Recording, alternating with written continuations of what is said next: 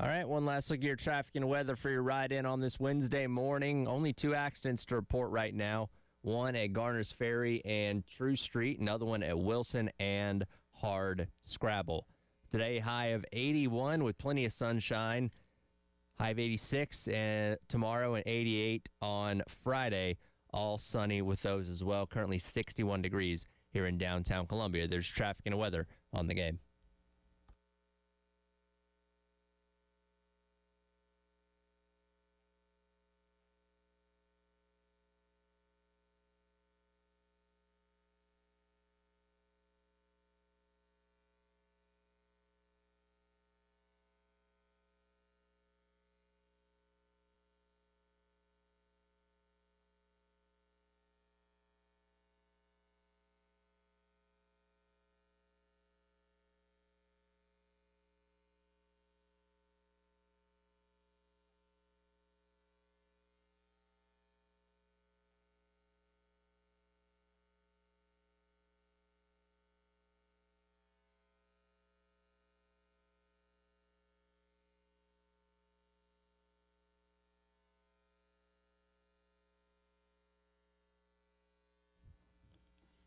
All right, 9 o'clock on your Wednesday morning. Welcome in. It is the Extra Point. Tyler Head and Jack Veltri navigating you through the middle part of the week. Still on Kevin Schnall watch / head coach searching watch, whatever you want to call it, as we are hopefully inching closer to hire we may. We did establish yesterday that don't look for Jeremiah Donati driving the roads between here and Conway. He would fly there, so we need to send somebody out to the Horry County Airport, I guess, to have visuals on a plane coming in from Columbia. Maybe.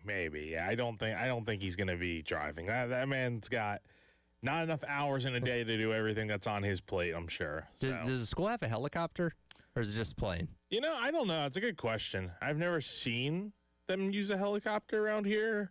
I don't know. They might have it, locked away at the airport there that they fly out of with their little jets that they have there. But I don't know. I know they have the 2 planes. Well, you could at least maybe rent a helicopter because I think helicopter travel's cheaper and a little more for like a short trip like that. Yeah, probably. Yeah, that might be more feasible. Regardless, Horry County Airport. Somebody go out there.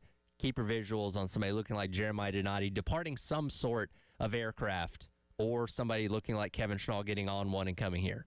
Yeah, so maybe. But again, like you said, the search drags out into another day.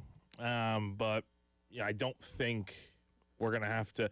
I think maybe here soon. I don't know if it's going to be today, but hopefully it will be, honestly. But I don't think we're going to have, if it is going to be him, I feel like we're not going to have to wait too much longer, just because I feel like we should kind of know where he stands. I mean, I can't see it taking too long for him to give a yes or no answer as far as what he wants to do. Well, and that's, to our point of what we've talked about this week so far. If he is your unequivocal number one slam dunk, a mile ahead of the rest choice for this job, then yes, it shouldn't take long. If it's close, if you're really debating back and forth between him and, like, say, a Sabins, who is still coaching as of right now, going to Supers this weekend, that becomes more interesting, because then it's like, okay, you have this coach that is a good option that's waiting and ready here, and this is where we're still learning about the process of Jeremiah Donati when it comes to hiring and how he goes about this. Does he want to interview multiple candidates? Is he willing to wait possibly a couple of weeks because, Sabins, Fitzgerald, Skylar Meade, if you want to throw them in there too, they could all be in Omaha. So you could be waiting another couple weeks to interview all those guys if that is a part of the process that Jeremiah Donati definitely wants to do. Yeah, that's the thing, is we just don't know what that looks like yet right now. Again, if it is Schnall, hopefully we'll have an answer here soon. If it's not, I think Terry, I was on here for a quick segment yesterday. Terry asked me, basically, what happens if there's no answer by the end of the week. That, to me, I'm just purely speculating on this part. I would say that probably means that the answer to Schnall probably wasn't great. But, I could be wrong on that, but I think that's just the sense I get.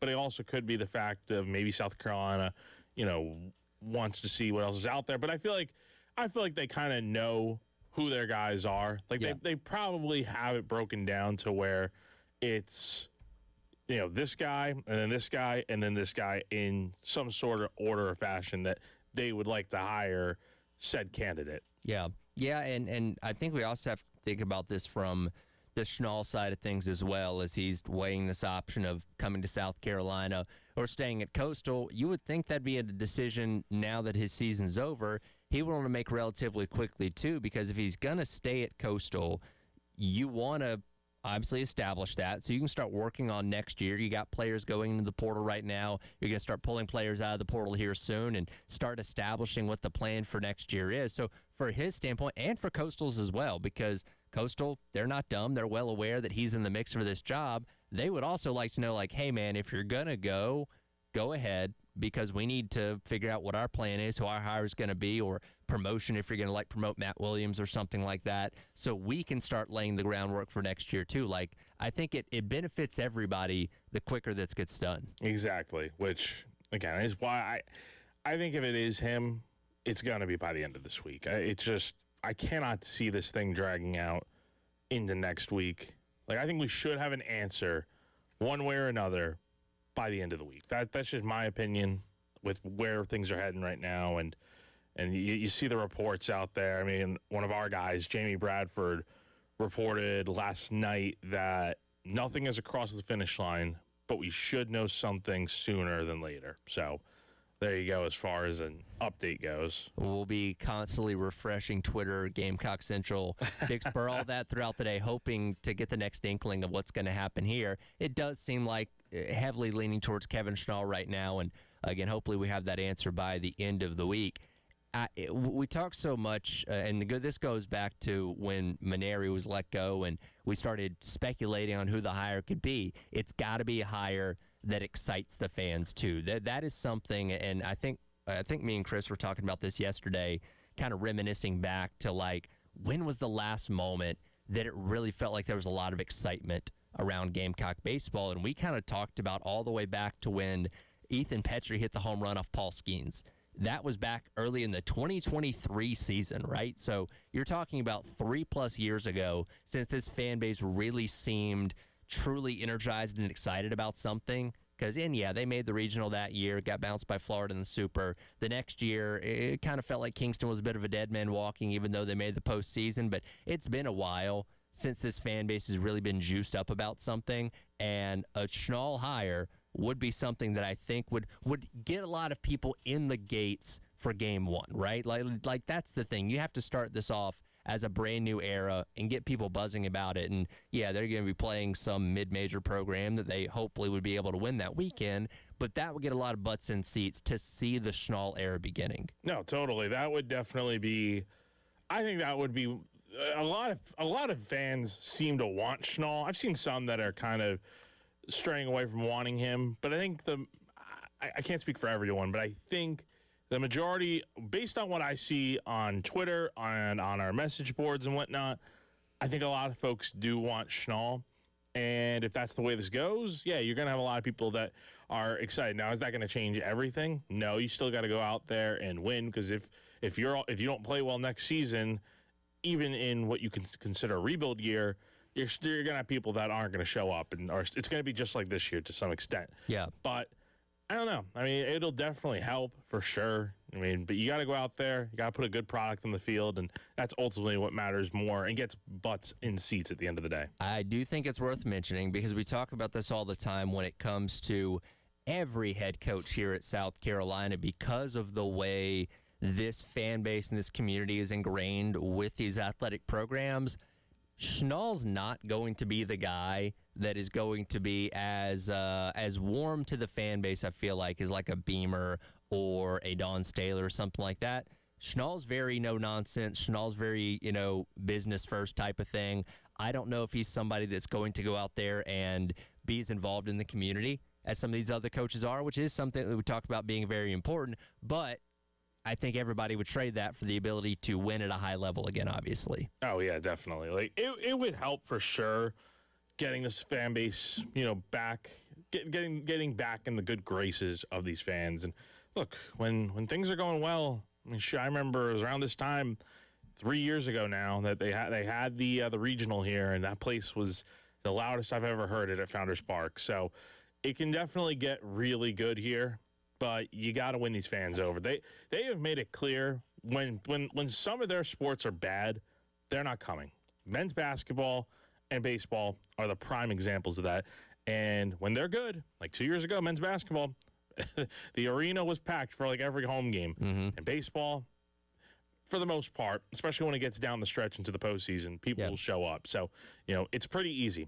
Get a winning product back in the field, get to the postseason, and you'll have people back in the seats. Bill talks about this a lot, and I think it's a really good point because Carolina's had so much success in baseball. We're going to talk about some of those great teams are going to be honored coming up here in a minute. And Ethan Carter, former player, going to join us at 9:30 to give his perspective on what being on one of those teams was like. But when you as a fan base have seen a lot of success, including national championships like this fan base has for baseball, you know what good looks like, right? So when you see something that's not good, when you see something that's complete 180 from good, yeah, you're going to loudly disapprove of it and not show up, as most people stopped doing, not even halfway through the season this year, because they knew the product they were seeing was not good enough to be accepted as a championship or competitive level, and obviously that ended up certainly be the case. So this is a very smart fan base when it comes to baseball. They know what's good and they know what's not, and unfortunately the past handful of years, they've been given a lot of not, and the hope is if you're hiring a Schnall, he gets you back to being that level of baseball that these fans can accept because they know it'll be good enough. No, totally. And look, even if it's not Schnall, I mean, let's say it does go beyond him, I still think there are plenty of hires out there that would get this fan base super excited. Like, I've seen a lot of folks lately be like, Steve Saban's, like, let's hire him. Like people, there are a lot of different hires, I think, that would get this fan base on board with the future of this program. It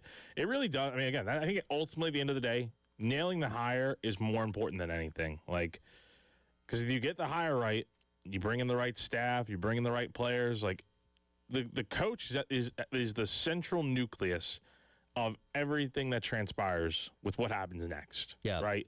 They're the ones that determine which players are coming back, which ones aren't, who's coming in from the other school, et cetera. Like, all that matters so much. So, yeah, you want to get this hire right, because otherwise we've seen what can happen over the last handful of years with some of the hires made. Like, if you hire like a Paul Maneri, it can set you back for a few years here. But as quickly as things went south with Paul, if you get the hire right, I think you can turn things around just as fast. Well, whether it's Schnall or Sabins or Fitzgerald, or heck, even throw Skylar Meade in there, if it's one of those guys, they're all coming off of some semblance of recent success. Obviously, Schnall's was playing for the national championship a year ago, and all three of those other names I just mentioned are all playing in the Super Regionals this weekend. Could all be, or at least maybe a couple of them, be going to Omaha as well, which I believe would be a first for all three programs if that ever did happen. So you're talking about coaches, unlike Maneri, who had been away for 3 years and not up to speed on today's modern college baseball. You're talking about all candidates that are having success to some degree right now. No, totally, yeah. I mean, that's the thing. Like, the good thing to see here is that, like you said, the candidates that they are in on, they're looking to hire a guy that's been there and done that, and I think that should be the bare minimum. But it's good to see that this coaching search lends itself towards hiring a coach in 2026 that understands the landscape, has dealt with it before, and has gotten results on the field. I mean, those are the things that matter at the end of the day that went so haywire. You got the proven winner part kind of correct last time, but you got the being up to date with what's going on in college baseball so tremendously wrong. Well, you've hopefully going to make the hire that brings you back to the mountaintop of competing for and winning national championships, which Carolina did back-to-back in 2010 and 2011, and those two teams are being honored with the South Carolina Hall of Fame. We'll discuss that coming up next. It is The Extra Point. Tyler Head and Jack Feltry with you on your Wednesday on the game.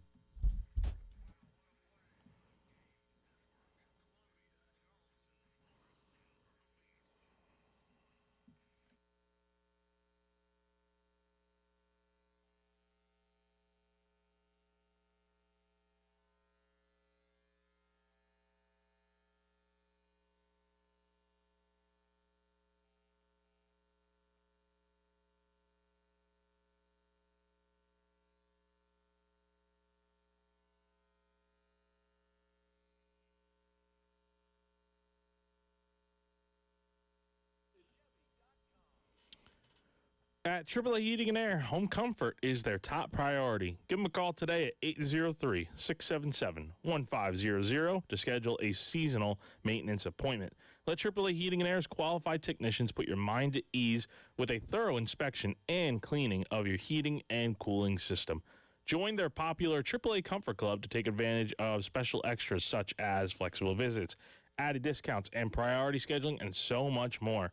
AAA Heating and Air also offers indoor air quality products that work with your HVAC system to improve your home's air quality. Clean the air eliminates common household odors, removes allergens, pollutants, and can even improve sleep and reduce the spread of some viruses. So go to callAAAtoday.com. Again, that is callAAAtoday.com for more info. Tell them Jack from 107.5 The Game sent you on over.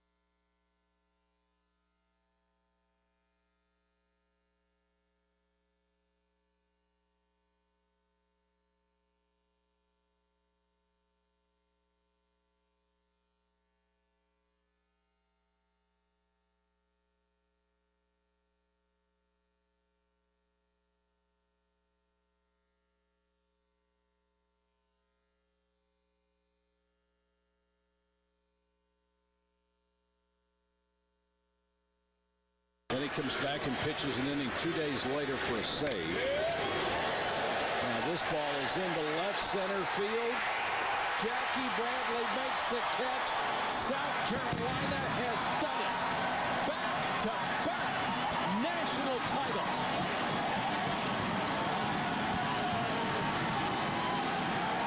Welcome back in. It is the Extra Point. Tyler Head and Jack Felcher on your Wednesday here on The Game. That was the call.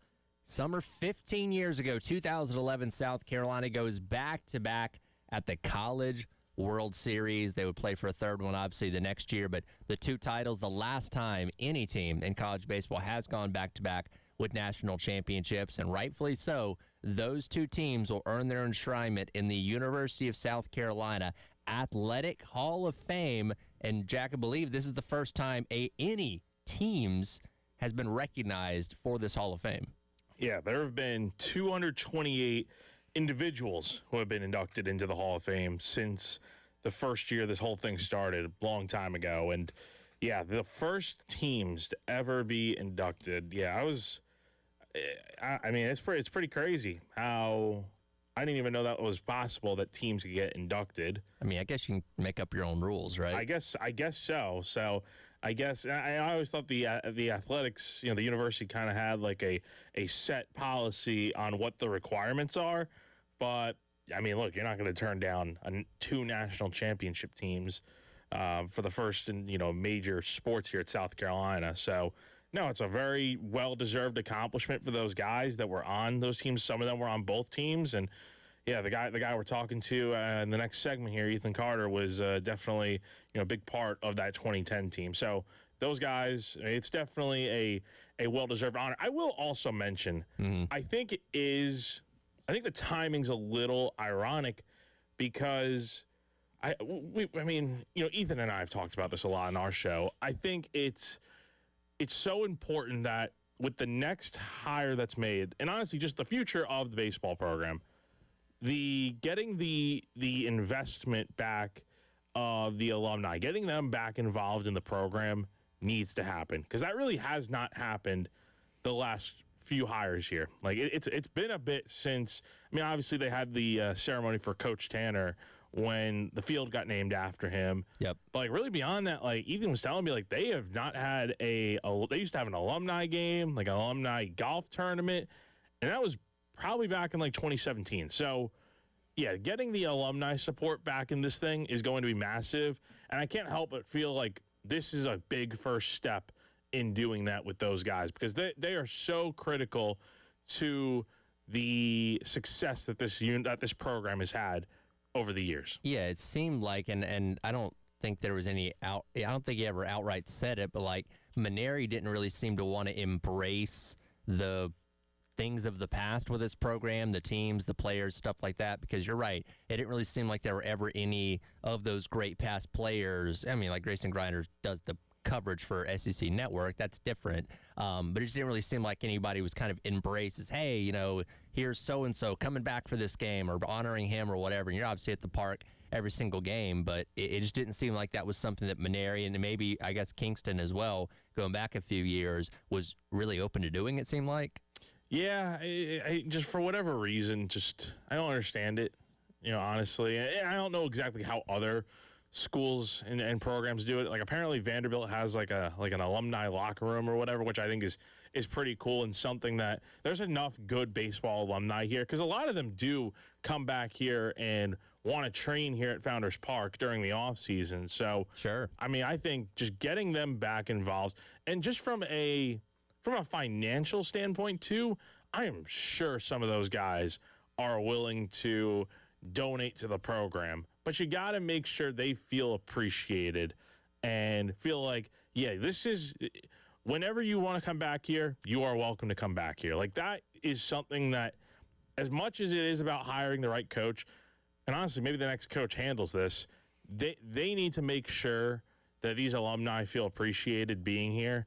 Because, I mean, it can be so beneficial. It can be a recruiting tool for you. It can help from a financial standpoint. Like, there's a lot of different factors here that it seems like these guys want to support the program, but it's like you got to make them feel like they are still part of it in a lot of ways. Well, and it only makes sense to embrace the best that your program's ever been, especially in a time where right now it's quite literally the worst it's ever been, at least in the modern era, to kind of remind people like, hey, remember, we were good at one point in time, and not to lose sight of that when it comes to investment and all that kind of stuff. So, yeah, Schnall, whoever ends up being the head coach here, I do hope there's more of an embrace. And look, you don't have to honor somebody every single game, but my goodness, if you have somebody throw out a first pitch, or just acknowledge them being in the crowd, or have them in the dugout, or something along those lines. Whatever you can do to embrace the greats that have come before this current era of players, then I say you lean into it. And obviously, with these two teams going to the Hall of Fame, I would hope and imagine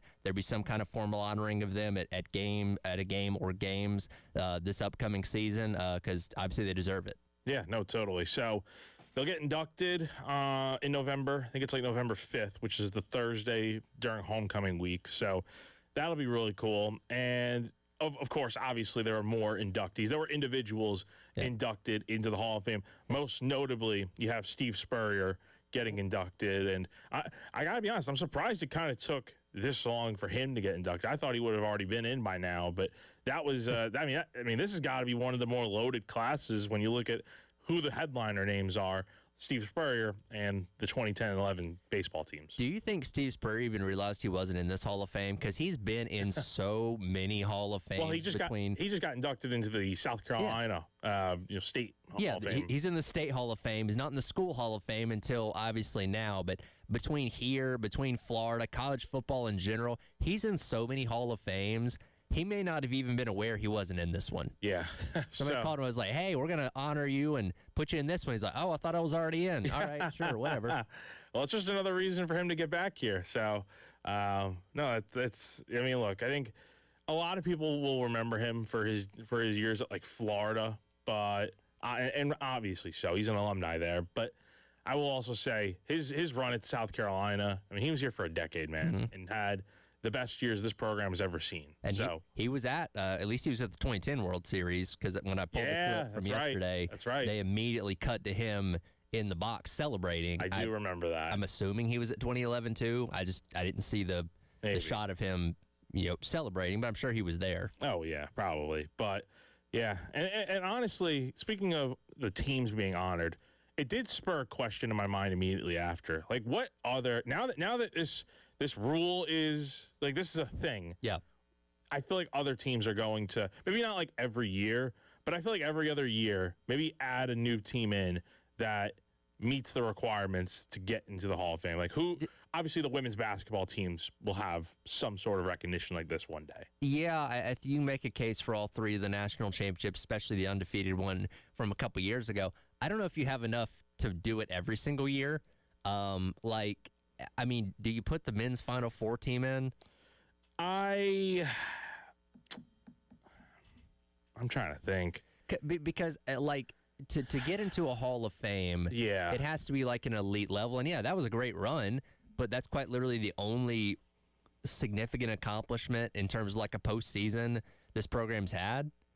I would say, I don't know. I think they could make the cut, but I feel like this has kind of got to be reserved for, like, national championships. Yes. I think that's what it should be, right? I don't know, because when and if you induct the women's teams, whichever ones you decide to do, maybe it's just all three that have won a national championship, then you're kind of setting the tone of, like, okay, if you win a national championship, you have a pretty good chance of being in the Hall of Fame as your team. Right. So I think that makes the most sense. Because then you get into a point where if you go on a deep postseason run, that's like saying, and maybe this is a bad comparison, that's kind of like saying, like, any of the super regional teams for baseball or the softball one from last year should go into the Hall of Fame, right? I think you got to set the rule in place of, like, if you win a championship, like, you're on the fast track to go into the Hall of Fame. Then again, I don't know what the process is. I don't know what really sparked the interest to induct the teams all of a sudden, since they've never done that before. But it feels like winning a championship is kind of like the standard there. Yeah, I wouldn't put in any of the 11-win teams from Spurrier. No. Again, those are the greatest teams this program's ever seen, but that's still not, like, Hall of Fame worthy to me. I would agree with that. I think there has to be a bar that you have to clear, and maybe it's not winning a champion. Maybe it is getting to, like, a Final Four or something, but I don't know, because there's a lot of great teams out there. Like, heck, you can induct any of the previous teams that went to the College World Series in baseball, but they didn't win a championship. Yeah. Again, I think that bar should be legitimately like if the 2010 football team had won the SEC against Auburn, Maybe that. Yeah. maybe you make a case for that. But like, Maybe. you need like solid championship here, not just like, hey, you went on a crazy run like men's basketball. Some did. sort of hardware. Which in Yes. that case, the men's basketball team would fit that requirement since they did go to the Final Four. Yeah. So up for debate. We'll see what the Hall of Fame decides to do now that teams are able to go in with the 2010 and 2011 College World Series champions. Ethan Carter was a member of that 2010 College World Series championship team. We'll talk to him coming up next about his thoughts about them going in and get his thoughts on the college and the head baseball coaching search as well as the Extra Point rolls along. Tyler Head and Jack Feltry along with you on your Wednesday here on The Game.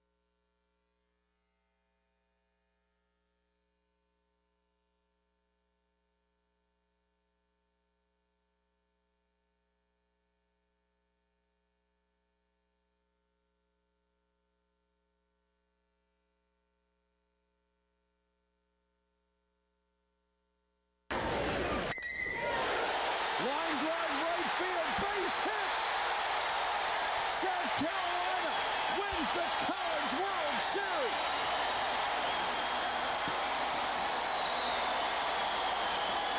Welcome back in. It is the Extra Point. Tyler Head and Jack Feltry on your Wednesday here on the game. That was the call back in the summer of 2010 when the Gamecocks finally broke through and won the national championship at the College World Series. Our guest joining us now on the AAA Heating and Air phone lines was a part of that team in 2010, that being Ethan Carter. Ethan, appreciate your time. Where exactly were you in that dog pile after that game ended? I was looking for it yesterday. I couldn't find you. Where did you end up in that?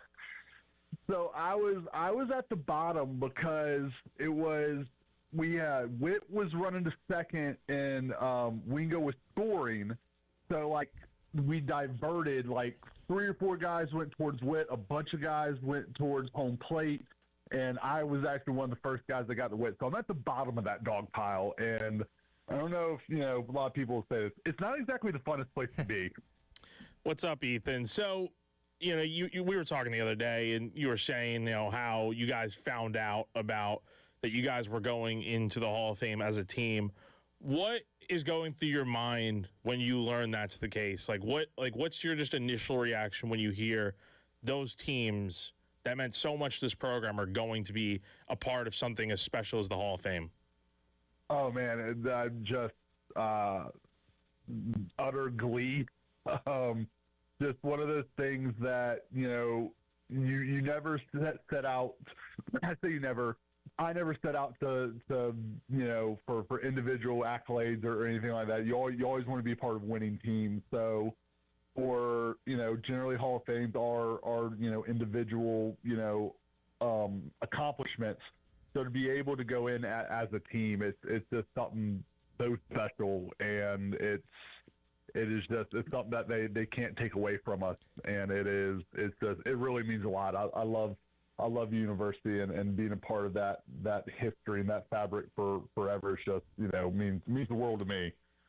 Anybody that's played on a team, you have a special connection with teammates even years later from Pee Wee, high school, whatever it may be. But especially when you win a championship, I imagine that creates an even more special bond. What is that relationship like with your teammates? Obviously, you guys have all gone in different directions. Some have played pro ball, coaching now, doing different things in their adult lives. Like, what is that relationship you guys still have up to this day from that team back then?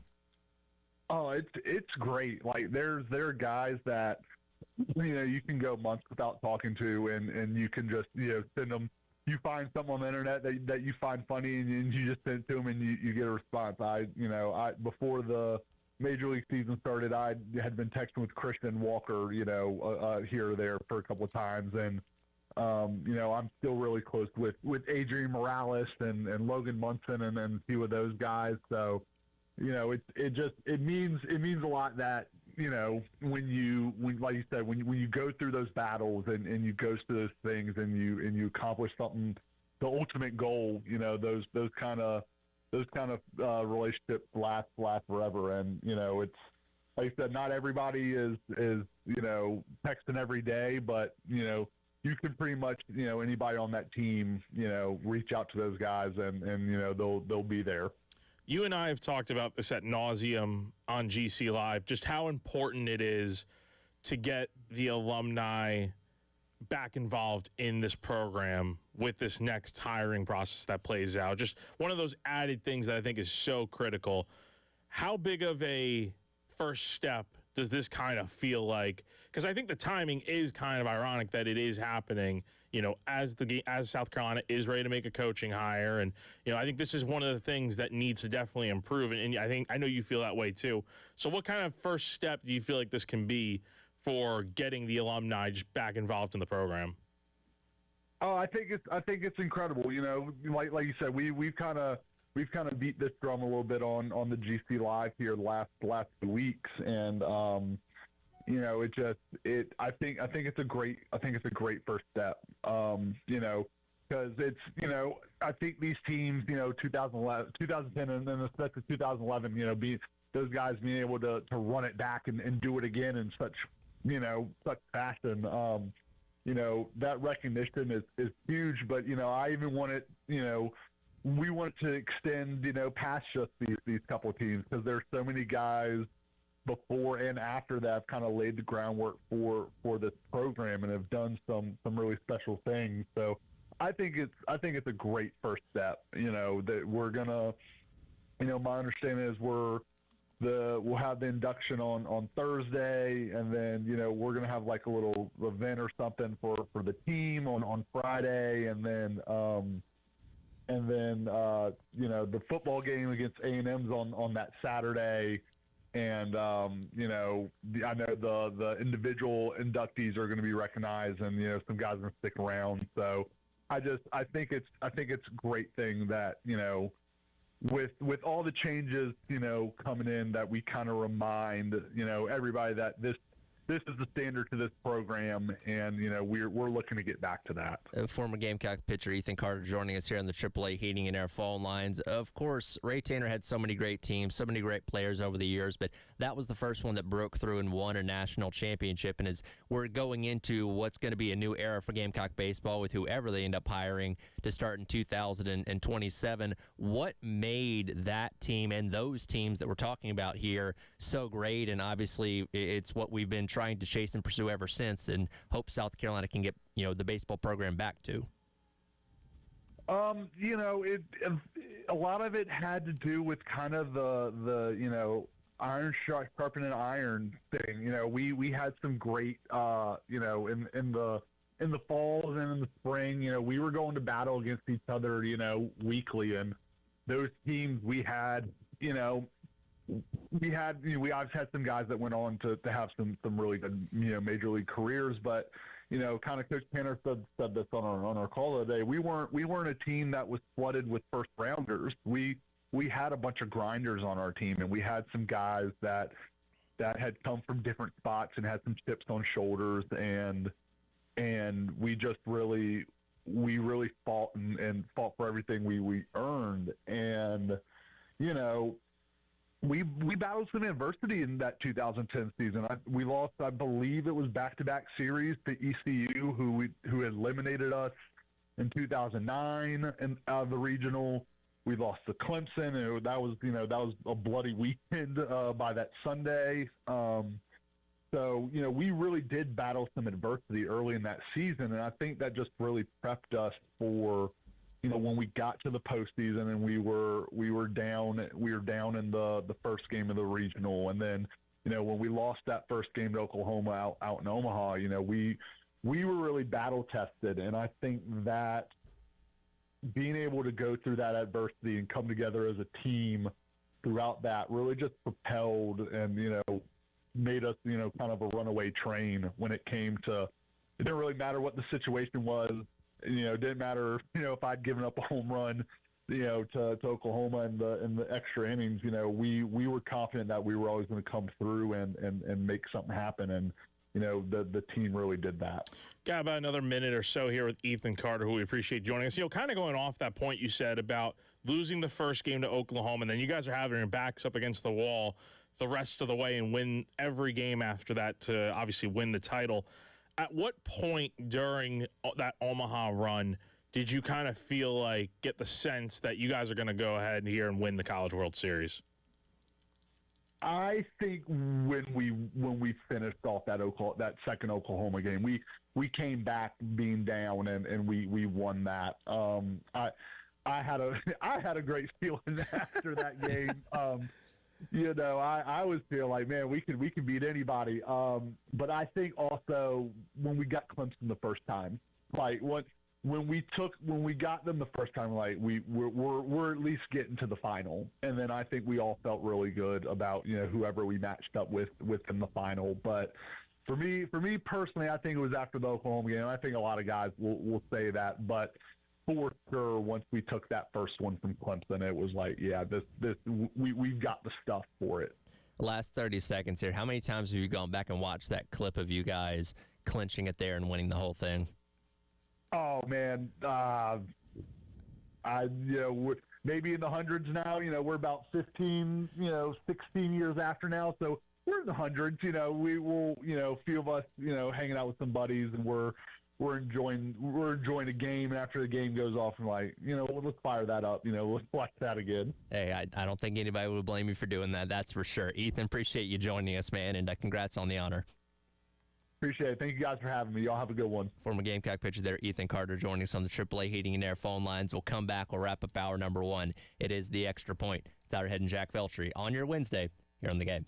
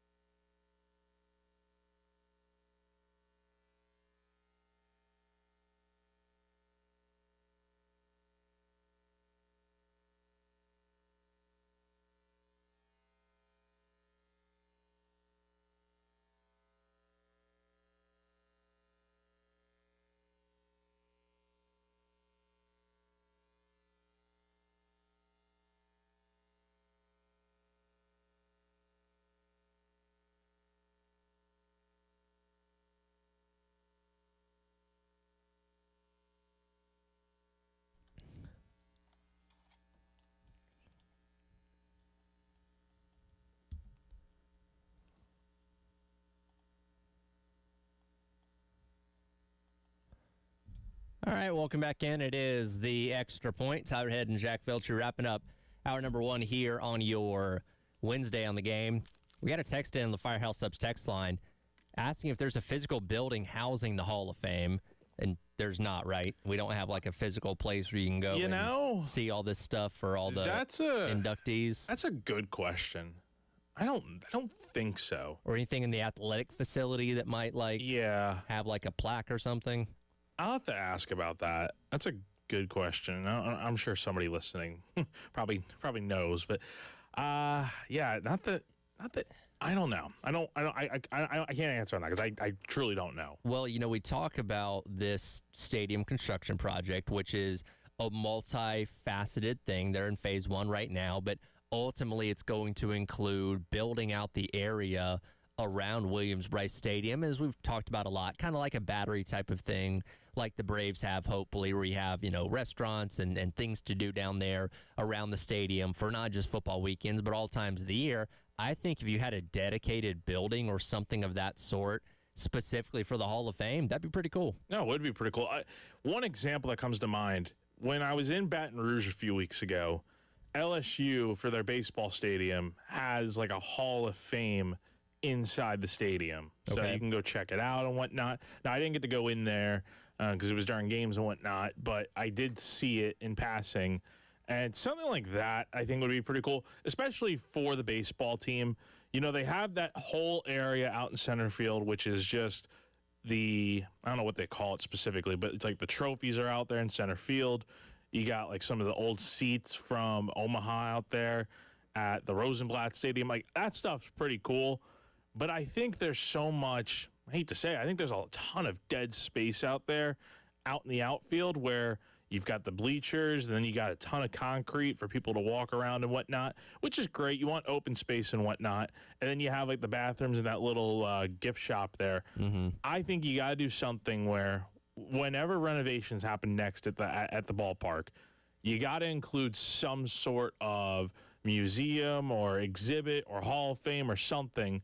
Because, man, I mean, we talk about getting, people back invested in the program, and I think a lot of fans would love to see this too, is just have some sort of museum that honors the history of the baseball program. And heck, honestly, if you really want to make it like the designated, I don't know if this would be a good idea, make it the designated spot for just all of athletics history. Mm-hmm. I think something like that could be pretty cool. Again, I don't know if there is something like that out there, so hopefully I can be corrected if I'm wrong here, but hopefully there is something like that out there, and hopefully there will be something like out there if there's not. Yeah, and again, you would know better than I would, but I don't think there's anything specific that is like specifically. And that is the funny thing. There's a lot of like Hall of Fames out there that aren't physical actual buildings. Like you can go to Canton in the NFL Hall of Fame or Cooperstown for, Major League or for a baseball Hall of Fame and all that kind of stuff. But the smaller ones, like schools specific, typically don't have that stuff. But I think Carolina has the ability to kind of be at the forefront of something like that, especially, as I mentioned, with this renovation project where maybe, and look, it doesn't have to be this massive facility. If nothing, it can just be kind of more of a walkthrough type of thing where you can at least, and maybe it's not all, because what you said, 228 people have been inducted so far. Might be hard to fit all those in, but at least have, like a rotation of different ones that you honor throughout the year, or depending on the sport or whatever it may be, just to have a place where people can go, especially on game days or just hanging around and visiting town, and go say, okay, let me go see what the greatest, athletic, the greatest athletes this program's ever seen and how they're honored at a place like that. Yeah, I mean, something like that is so simple. Now, I say simple because these things cost money, obviously. Yes. So we'd be talking about, I guess, building like an entirely new building maybe somewhere around here in Columbia for that to take place. Now, again, they got their money tied up in these renovations right now at the football stadium and hiring a coach and funding these athletic programs and whatnot. But I do think something like this, I've never heard of there being like a building or anything for this. So I think that is kind of weird how it's like you have this ceremony every year. Mm-hmm. You have over 200 people that have been inducted and well more on the way for years to come. It is just kind of interesting how, like, I wonder, like, what do they do with the plaques and all that, right? Like when you get inducted, like, what happens next, right? Like it should go into a museum of some sort. And I think there is enough history here to warrant some of that, honestly. I love it when we come up with ideas that cost a lot of money and we're not the ones writing checks. So, yeah, we can do that. That's fine. Somebody does have to pay for it. But it if makes sense, if they though, can right? figure that out, that would be pretty cool if they had that. It just makes sense. But does that mean it's going to happen? I have no idea. That's a question for people that well above our pay grade. But here's why we propose these ideas. I would definitely be in favor of it if the funds were there and they could ever do it. So we'll see. But a very fair question to ask because I don't think there's a formal place to go and check this out after the induction happens. So maybe that'll change in the future. We'll see. We're 94 days away from kickoff. What does the number 94 mean? We'll discuss that on the other side. It is The Extra Point. Tyler Head and Jack Veltri on your Wednesday on the Game.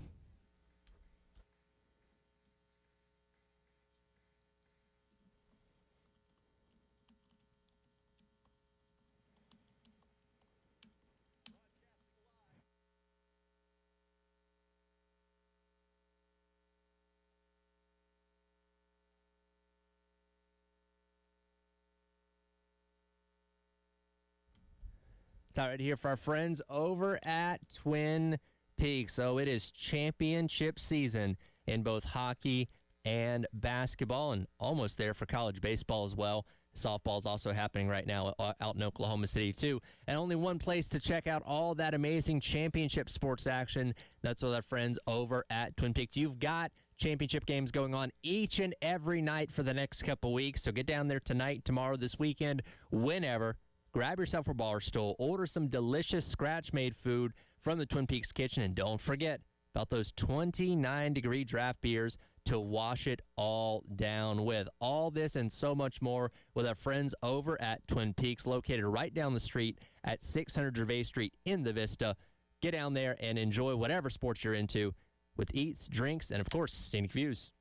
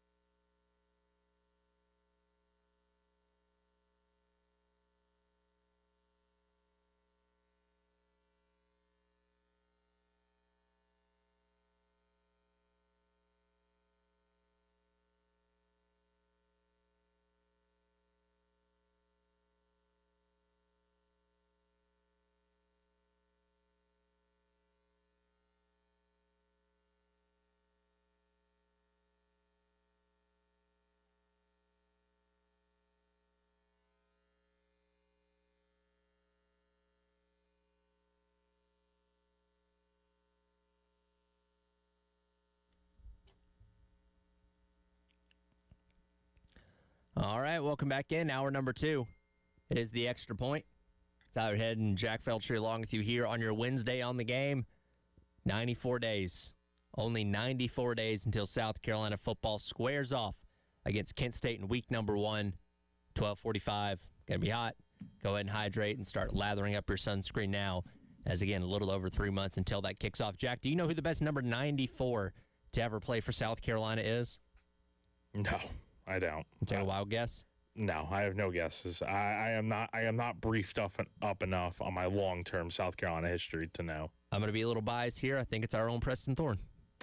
He wore number 94, huh? He wore number 94. I apologize, Preston. I should have known that. We are Preston Thorne days away from the season starting. Wow, that is remarkable. Was there a whole celebration in here today for him? There should have been. There really was. If you want to hear some Preston Thorne trivia, tune into the 11 o'clock hour. As every day, as you know, I test Wes and Chris on their Gamecock football trivia on the countdown, and today will be Preston Thorne themed with a question directly from Preston Thorne himself. I was like, hey, Ooh. It's your day, man. Give me your question. So he gave me a interesting one, to say the least, that I'm going to throw at Wes and Chris next hour. Okay, so like a trivia question. Yes. Okay.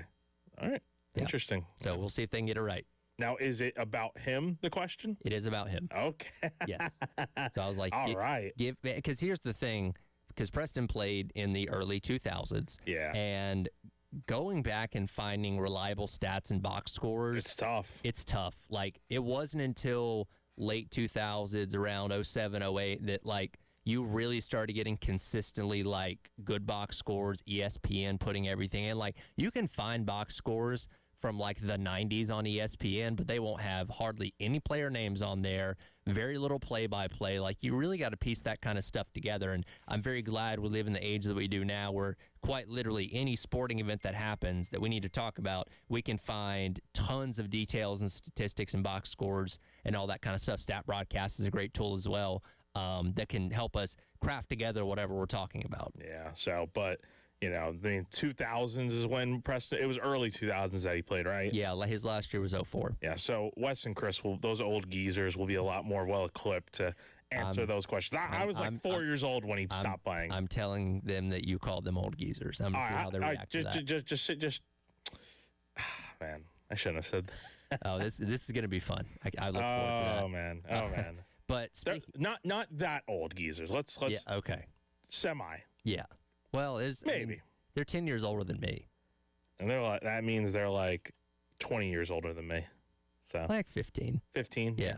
Ish, something like that. Ish. Either way, I will pass on the geezer comment and see how they react, and I'll let you know tomorrow. Either way, talking about the number 94 as we do our own countdown to kick off, we spin back to the 1994 season, which is famously remembered for the first time that South Carolina won a bowl game when they beat West Virginia in the 1995, because it was January 2nd, but for the 1994 season, CarQuest Bowl. By the way, do you know what bowl the CarQuest Bowl is now? What that became? It's in Florida, correct? Yeah, that's correct. I want to say it's the Gator Bowl. It's not the Gator Bowl. No? What is it? Is it the ReliaQuest Bowl? It's the Pop-Tarts Bowl. Oh. Mm-hmm. So it took place in Orlando, though? Let's see. Back then, this game was at Miami Gardens. Oh, that's right. That's right. What is now Hard Rock Stadium, because they've changed the name 8 billion times. Yeah, yeah, jeez. Yeah, so that eventually became, because, hold on, this bowl game's gone through a lot of different names. It was the Blockbuster Bowl, the Micron PC Bowl. God, Blockbuster, RIP. Yeah, I mean, it definitely has gone through a ton of name changes. But now it is the Pop-Tarts Bowl, which I think is the best non-playoff bowl there is, that embraces all the silliness. But back then, CarQuest, I don't know, maybe you got a gift card to, get some auto parts or something. I guess so. So either way, that was obviously a pinnacle moment for South Carolina football when they were able to finally break through and win that first bowl game. But I'm looking specifically at the 1994 season as a whole. And that year, that was the first year Brad Scott was the head coach. They only played 11 regular season games that year. So South Carolina went 6-5 in the regular season. That included winning a game against Clemson. And, of course, they went on to win against Virginia Tech in the West Virginia in the bowl game to get them to that 7th win. So let's say we take a snapshot of what 1994 was, where in 2026, South Carolina wins 6 regular season games, which includes beating Clemson in the last game of the regular season, and then wins a bowl game to get to 7 wins. Is that a acceptable season with all the circumstances of what we have going into this year? Acceptable from the standpoint of they got the 7 wins and they beat Clemson? Yeah, because I think some folks would just take them beating Clemson, and that's bare minimum good enough to solidify as, well, it wasn't a terrible season because if you lost to Clemson, then, yeah, it's a bad season. Right. So you beat Clemson, you win a bowl game. I think as far as like a realistic type of season, I think that's fine. I think getting it, because again, I don't know if South Carolina is really going to win 10+ games this year. I just don't see that being the case. I think somewhere in the ballpark of like maybe the ceiling is 10 wins, but I think at bare minimum it should be making a bowl game. So from my standpoint, I think it would be a bit of, wouldn't be great. 6 wins. It depends how it goes too, right? Mm-hmm. Yeah. Now, if they play really hot down the stretch like they did 2 years ago, then yeah, I think that might be might change the opinion. Might be a good season, but yeah, just on the merits alone, I don't know. I think with this roster, you expect more. Yeah, and that's the thing that's tricky about this year, because you would acknowledge the fact that, all right, if you won 6 games in the regular season, the 7th game in the bowl game, that's still a 3-win improvement from where you were a year ago, which is a step in the right direction. But, and this thing keep coming back to, you have this collection of talent that, and 4 of those guys could be first rounders. You don't know that. You don't know if you're ever guaranteed to have that again. And if you only win 6 games, like and here's the thing too, and Terry and I were talking about this earlier, we have, I think, looked at everything through the lens of, okay, how would Ray Tanner view this, right? Because he's been the athletic director for Beamer's entire tenure, and I think if you looked at going from 4 wins to 7 wins, and 6 wins in the regular season, whatever, then that would be like, okay, I think Ray Tanner as the athletic director would continue on with Beamer being the head coach. But this is where it gets tricky because we don't know how Donati thinks about that, right? Like, this is a whole new person in charge making these decisions where, yes, it's a step back in the right direction, but for him, he may still look at that and say, yeah, I don't know. This isn't good enough for me. Yeah, that's the thing. So, I don't know. I mean, I think there's a lot riding on this season because you brought him back. You improved you gave him what he needed to work with. I'm talking about Beamer, that is. I mean, I think you expect more considering the talent pool you have on this team. You obviously have your core guys. You have Sellers, you have Harbor, you have Stewart, all on the same team again for another season. Plus a lot of other good supporting guys, plus a lot of new faces. Like, I don't know, if I'm Jeremiah Donati, I'm kind of expecting, like, they need to go into the postseason with at least 7 wins. Like, they need to be 7, 8, 9 win type of team. And I think that's, given what South Carolina is and has been, I think that is okay. But yeah, barely scraping by and making a bowl game, I don't think that's enough. Even with beating Clemson. That's just my opinion, though. I do think that if we're going to go off of kind of the blueprint that the 1994 season lays out, I do think Clemson holds a lot of weight. Because theoretically, if you go 6-6 in the regular season and beating Clemson, that means you would have been in a, hey, we got to win this game to make a bowl game scenario like you were a couple years ago in 23, and it didn't obviously end up happening. I do think beating Clemson, and God, who knows what Clemson's going to be this year, right? Like, that could be a team that could be 3-9, or they could be like 8-4 or 9-3. You know what I mean? Like, I have no idea. I would lean towards them being more of a 500-ish team, considering what they lost from this past year's team, and that team wasn't very good. But if you can get back on to beat Clemson again, and that would be, 3 straight in the upstate, Beamer would be up to undefeated in the upstate against Clemson, right? 22, 24, yeah, 26, yeah. I think that is significant if that is a part of this hypothetical 6-win regular season that you would have. Yeah, but there are also 11 other games that if you're just, I mean, that's the thing. Like, all right, so you're gonna win your non-conference games, right? You'll win if you beat Clemson. You'd win all of your non-con games. So that's 3 wins right there. And then I guess if you're getting to 6 wins, you're winning 3 games in the SEC. Well, who do you beat in the SEC is the question. Let's say it's Kentucky, Arkansas, and then pick a random opponent. I mean, why not Mississippi State? Yeah, Mississippi State. Kind of what would you do is kind of the 3 lower games. Is that good enough, man? Because then you're not stacking up again. Maybe you lose close games to these other teams, but you're not beating the quality opponents on the schedule. Yeah, that's the thing here is to think about here is you're winning the games you're probably supposed to win, but you're not winning the games that you need to win. Does that make sense? Yeah, and the way those games go, right? Like, look, if every single game is one score, last second field goal or something like that, that's one thing. Now that would also go back into not being able to finish, like we dealt with so much last year, obviously. But like, because here's the thing: of those other teams you're playing, again, let's hypothetically say you win all your non-cons, you beat Mississippi State, Kentucky, and Arkansas, because we kind of view those as the lower 3 teams that you're facing in the SEC. You've got Alabama, Florida, Tennessee, Oklahoma, A&M, and Georgia. Now, almost all those teams, with the exception of Florida, were in the playoff a year ago. So you're not going to be the favorites in pretty much any of those games. But there is a difference between losing like an overtime or a last-second field goal and losing those games by like an average of 17 or 20 points. No, definitely. Like, if the games are competitive and you're just losing at the last second, all right, so be it. It happens, right?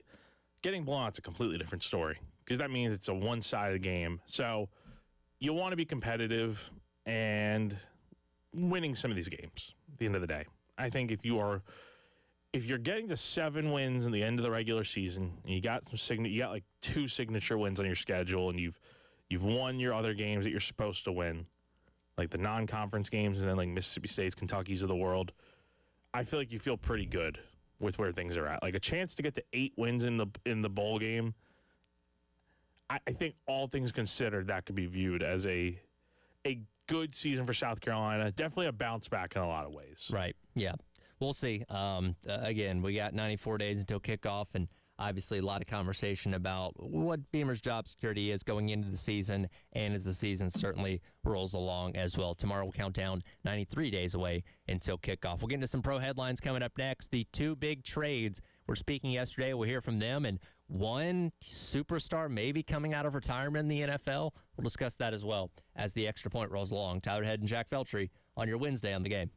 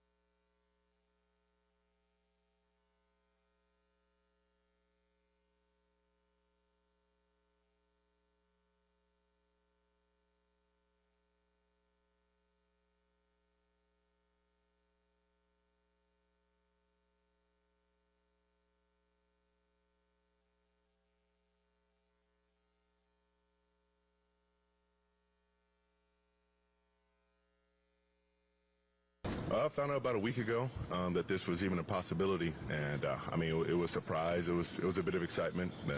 Being in LA, of a lot of roots here, and knowing that there's a winning culture and some great teammates and great coaches here. I was definitely looking forward to the opportunity, and God willing to happen.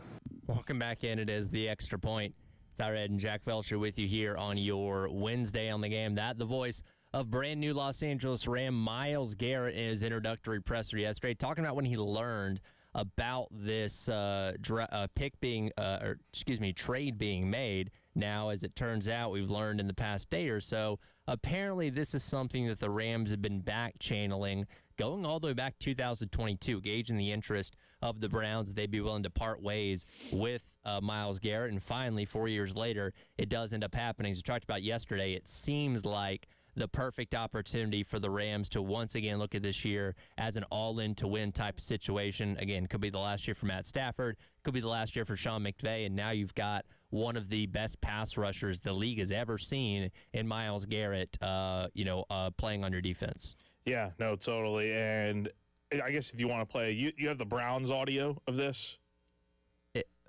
From who? Like, I think it's their GM or whatever. If I don't know, I saw it on the sheet here. But anyway, if not, I did hear their GM yesterday talking about how what sold them on finally pulling the trigger on the trade was getting Verse in return. A guy like that. Like, you want to be able to get, if you're trading someone like Myles Garrett, there's nobody that you can trade for that is going to be equal to Myles Garrett. So you're getting a bunch of picks, and you're getting a really talented player in his own right from the Rams. I think that's, again, time will tell. What's really going to make or break this trade is if, A, Verse performs with the Browns, and B, if you can get these picks to be any good.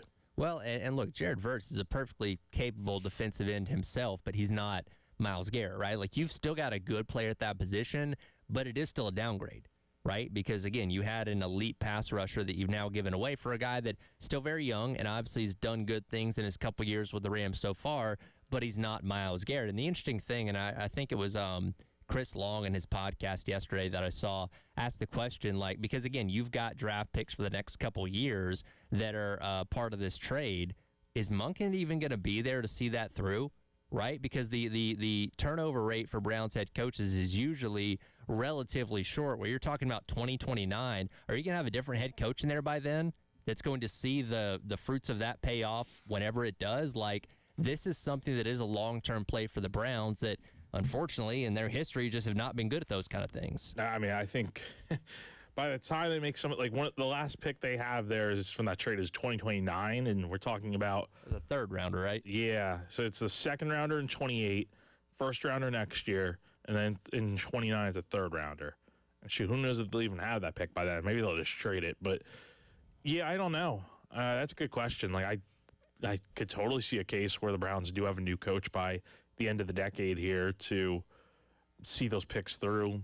Maybe they'll have a new management too. Who knows? I mean, The Browns are obviously not the best ran organization. Well, the Browns got to figure out the quarterback situation, right? Like, that's been the ongoing thing. Again, next year's the year to do it. Yeah, they're still paying Deshaun Watson a stupid amount of money, which is just insane to think about. And again, they made that deal when they never should have. And again, like, Shador hasn't really shown you anything that he's going to be a consistent starter in the NFL yet. When I guess maybe he's going to be your guy this year. Who knows? You've got a very busy quarterback room there once again, but it's kind of been this never-ending cycle with the Browns. All right, quarterback comes in, gets a year or two, ends up not panning out. All right, let's go draft another one. And, like, I don't know why this would be any different. Like, yeah, could one of those next couple picks be and get used on a quarterback? Sure. I don't have faith and confidence they're going to go there and be successful, though, because the Browns there's a reason why that picture that jersey with all the quarterbacks keeps getting longer and longer every single year, because the organization doesn't know how to develop and use quarterbacks effectively. No, they don't. So we'll see. I mean, I'm not holding out any hope that Todd Monken's going to be the coach of the Browns here for years to come, and that the Browns are going to all of a sudden be better. If they weren't good with Myles Garrett, are they all of a sudden just going to be magically better now that he's gone? Nope. Exactly. Doesn't work that way. It does not work that way.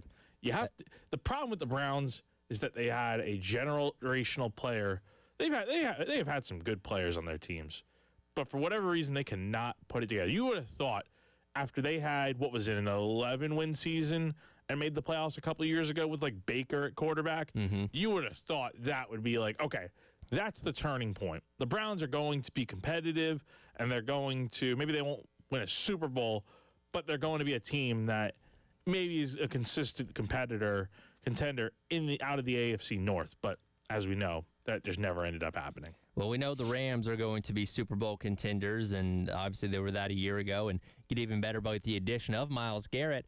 Also, a little bit of smoke, maybe, could entice Aaron Donald to come out of retirement, too, to play alongside Myles Garrett. Nothing's confirmed, but the speculation is there. Sean McVay was even asked about it yesterday in the introduction of Myles Garrett, saying, hey, I don't doubt that he could do it. If you've seen his workout videos, the guy has not missed a step since he stopped playing a couple years ago.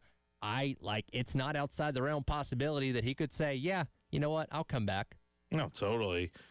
I'm trying to look it up. There was a tweet a reporter put out.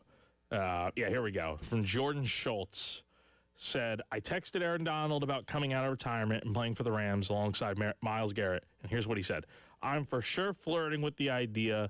Hell of an opportunity with the Super Bowl in SoFi this year. If I can find the fire, it's a possibility. So we'll see. I don't think it's the craziest thing. He's obviously still in great shape. He's 35 years old, which for an NFL player, that might be a little bit of a long time, but I think he's in. If anyone can do it, I think it's him. Now, he is going on 3 years removed from his last year playing, which was 2023. He's already accomplished more than, he's got the Hall of Fame resume. He's fine, right? And it's also worth keeping in mind, what, is it 5 years after your last playing day that you can be eligible for the Hall of Fame? I think so. Is it like baseball? Right. I can't recall. But anyway, the other thing to keep in mind was he would be eligible for the Hall of Fame in 2028. So got to keep that in mind too. But I think for him, winning another Super Bowl in his career would be pretty cool. I think given how the opportunity he would have to come back, that's hard to pass up, man. For a guy that is obviously staying in shape, just in case that opportunity comes along. And what better opportunity would there be? Well, and he doesn't necessarily have to be there for week number one. He could literally, and I thought about this earlier. Remember Brandon Graham when he retired from the Eagles a couple years ago? And then ends up coming back midway through the season because they had so many injuries. You could join in October or November if you wanted to and just be there for the stretch run and go through the playoffs and all that. And look, he doesn't have to go out there and be the same dominant Aaron Donald that he was, league MVP level from a couple years ago. But, even still, him at being a solid player compared to what he was would still be very scary. No, totally. He would add to that room. And it further adds to the idea that the Rams are going to win the Super Bowl this year. So, I don't know. I think there's a lot of merit to this idea that he could come back. I think the situation is right. I think the Rams would welcome him back with open arms. This just makes a lot of sense for him. He doesn't need to, but does he want to? We'll see. It seems like there is certainly the idea that it could happen. If he decides to come out of retirement, I think all the tackles in the NFC West might just quit. Be like, we got to block Aaron Donald and Myles Garrett. Yeah, no, thank you. Yeah, I'm done. So feel bad for them. Yeah, we'll see, man. That's a nightmare, man. Imagine having on that defensive line, you got Aaron Donald and Myles Garrett lining up together, and you got to find a way to block them. That's poor offensive lines, man. That's going to be tough. Yeah, well, put your bets in now for the Rams to win the Super Bowl if you think that's going to be the case, because they're certainly going to be one of the top contenders in the 2026 NFL season.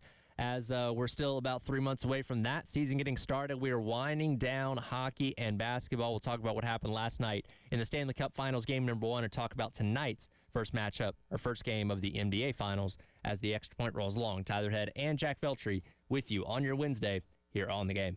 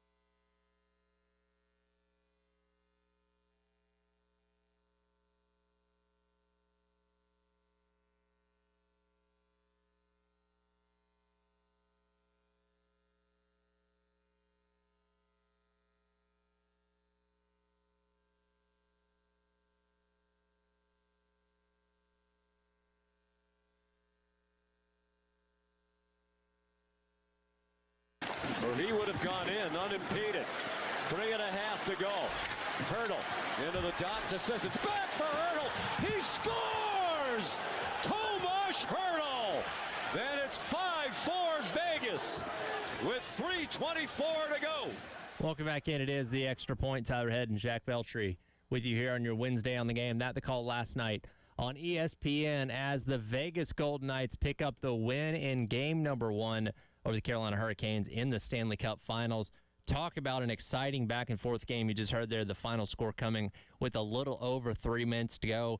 If you had not sat down yet when the game started, you probably missed the Hurricanes' first goal that came in like the first 25 seconds. Every single period started off with a relatively quick score last night. Oh, yeah, totally. It was a very back-and-forth game last night. Canes went up 2-0 early in this game and kind of looked like they were heading for a good night in Raleigh, but Vegas gets a goal before the end of the period, and then they score 2 more in the second and third. Believe it or not, and I saw the stat on ESPN, first road team with a multi-goal comeback in Game 1 of the Stanley Cup Finals. So is that a good omen for what's going to happen moving forward? I don't know. Vegas has been playing really well. At the same time, though, the Canes' other postseason loss they've had in this stretch here came in Game 1 of the Eastern Conference Finals to Montreal. Then they obviously went on to win the next 4 games. So, I don't think it's time to hit the panic button yet. I was calling Caroline after the game last night, and she doesn't seem too worried, knowing that it's only Game 1. So, yeah, big bounce-back opportunity for the Canes coming up tomorrow night. But, yeah, you really got to get this series knotted up at 1 heading to Vegas. So being a resident hockey expert here, what was the difference in the game? Why weren't the Canes able to win this one? Yeah, I think just Vegas had a lot of good shots going down the stretch. I mean, 23 shots on goal.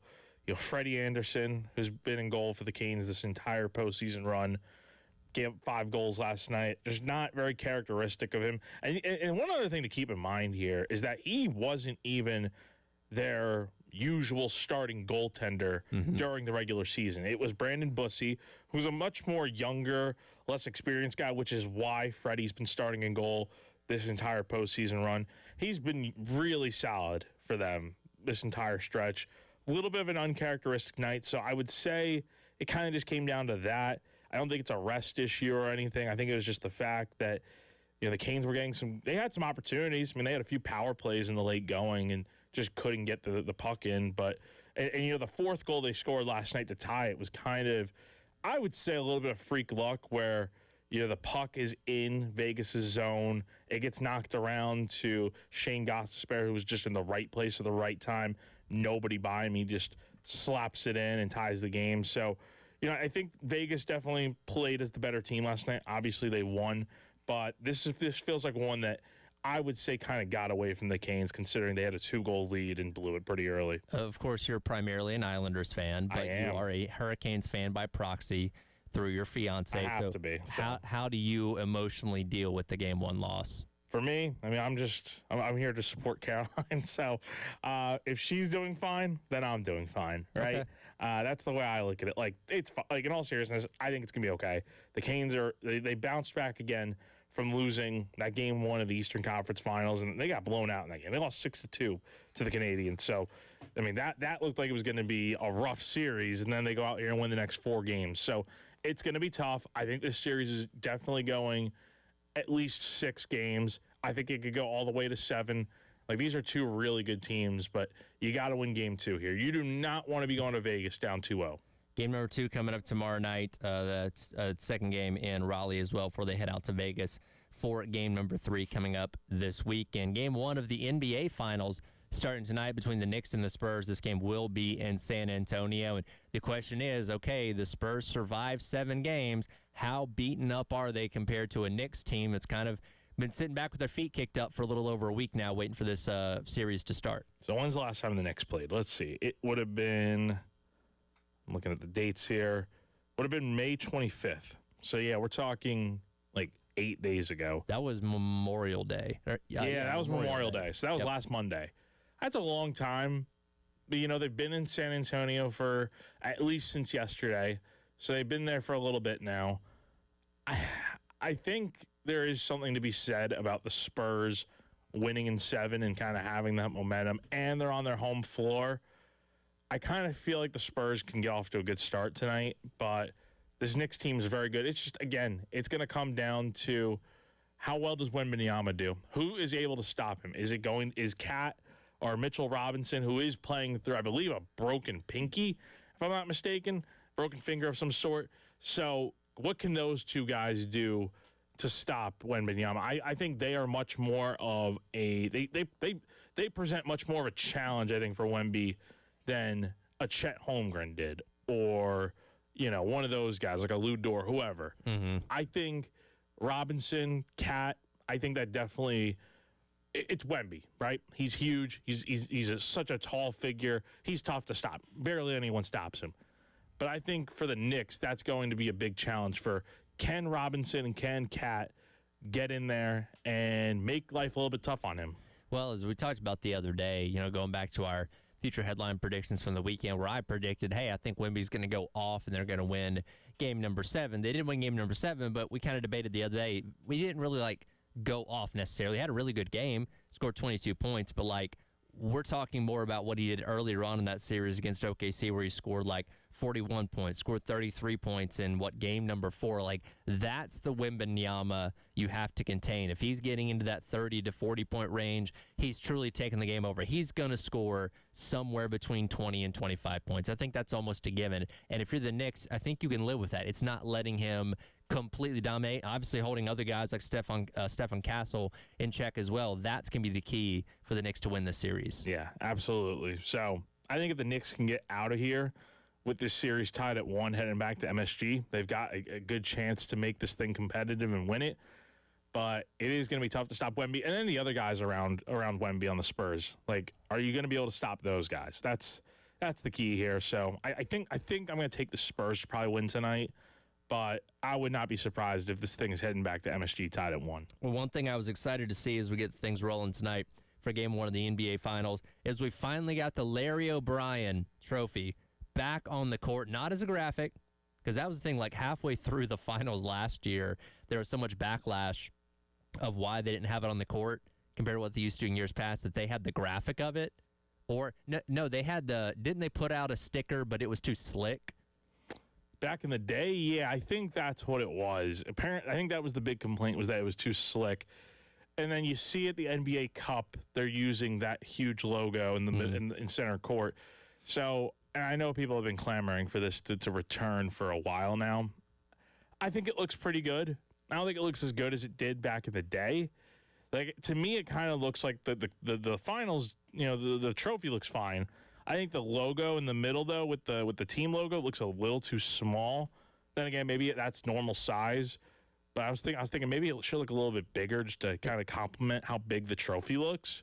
But yeah, it's cool to see for sure. I almost think, and I'm looking at the one for the Spurs court tonight, where you have the Spurs logo in its usual spot and then the Larry O'Brien trophy just underneath it. I almost feel like you should have gone with a smaller Spurs logo sitting on the trophy itself, because it's kind of crossing over it, where if you could kind of put it in the middle, in the basket area of the trophy, that would look, I think, a little bit more natural for the middle of the court. Again, I'm excited that they brought it back, because the thing that people were complaining about is that the finals courts lack that look and feel of what they'd had in years past. And again, they tried to do it with graphics last year, wasn't quite the same. So having the presence of something like that on the court, I think, is important. It's just, if I was going to offer one minor tweak, it's maybe you shrink that logo and put it in the middle of the trophy as opposed to just kind of slapping it over it. It was just missing that prestige, that pizzazz of making it feel like you're somewhere you're attending the NBA Finals. Yeah. In years past, it definitely did not feel like that. And even when they moved the jersey patch to the Finals logo to the back of the jersey, which honestly I don't even mind. I think it looks clean with it on the back of the neck area. I think that is fine, because you also have the USA 250 logo that they wore at the Super Bowl that's going to be on the front of the jersey, as well as the sponsorship patch. So, I think you just got to make it feel like it's special, right?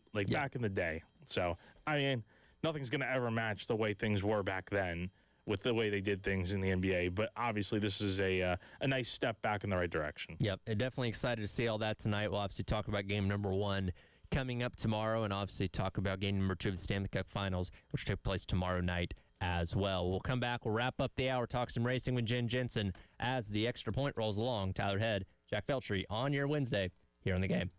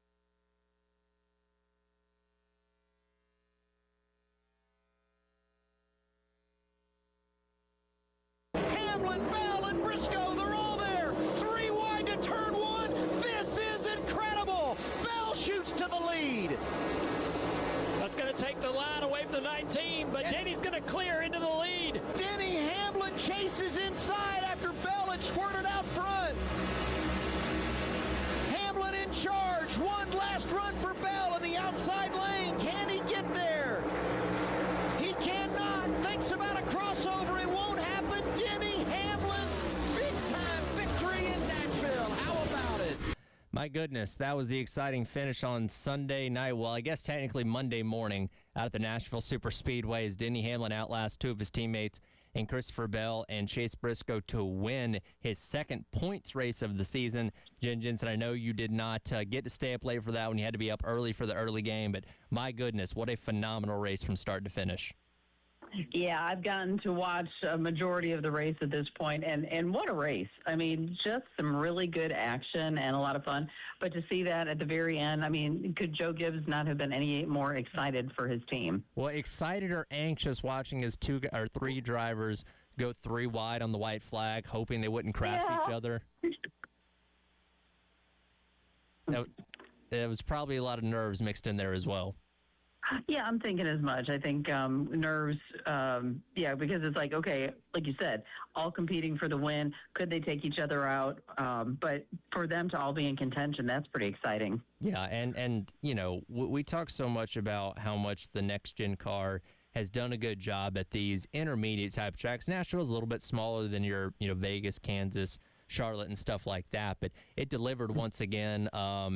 Again, this is one of the races that has the higher horsepower and less downforce. Perhaps that played a factor into it because the other Nashville races before this had been good, but I think this definitely took the cake out of all of them, and I really hope that that's setting us up for a really fun summer because we've been treated some really good races here as of late and got a lot of very dynamic tracks coming up on the schedule, and hopefully that bodes well for the type of racing we're going to see throughout the summer as we get closer to the chase.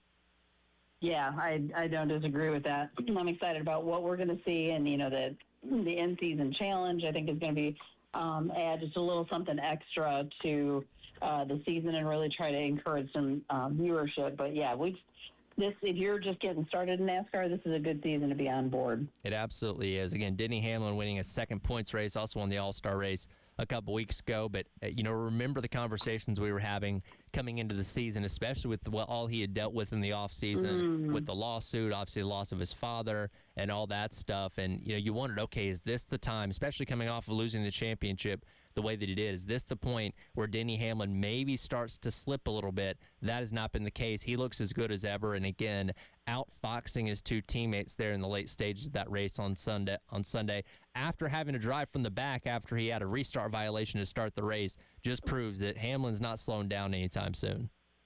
No, and Mark Martin actually had made that comment where he said, right now we're seeing the best version of Denny that we've really yet to see. So it's being noticed by a lot of people. And you're right. I mean, okay, it took him to the third stage, but he came from last place to end up being in contention in that third stage to win. I mean, that's some serious wheeling.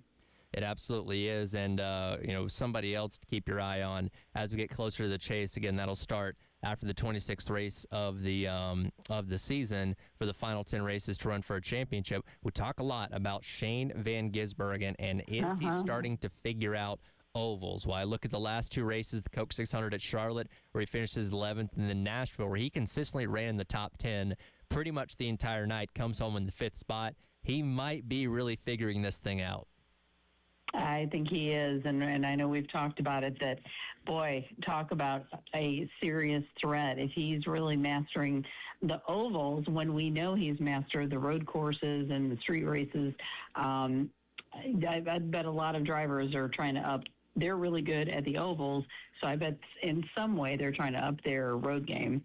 Yeah, well, we've talked about it. Once he figures out the ovals, that's very dangerous for everybody else. And look, I don't look at him as somebody that's going to be a serious threat to win the championship this year, but I feel pretty confident watching now, saying, okay, I think he's pretty solidly going to be in the chase. And if he can get himself, if he can put together good runs, I don't think finishing inside the top 8 in points is outside the realm of possibility if he keeps this up. I think that's very reasonable, and it's exciting for the team. It's exciting for him, and I'm glad he's in the series. I've really enjoyed watching him.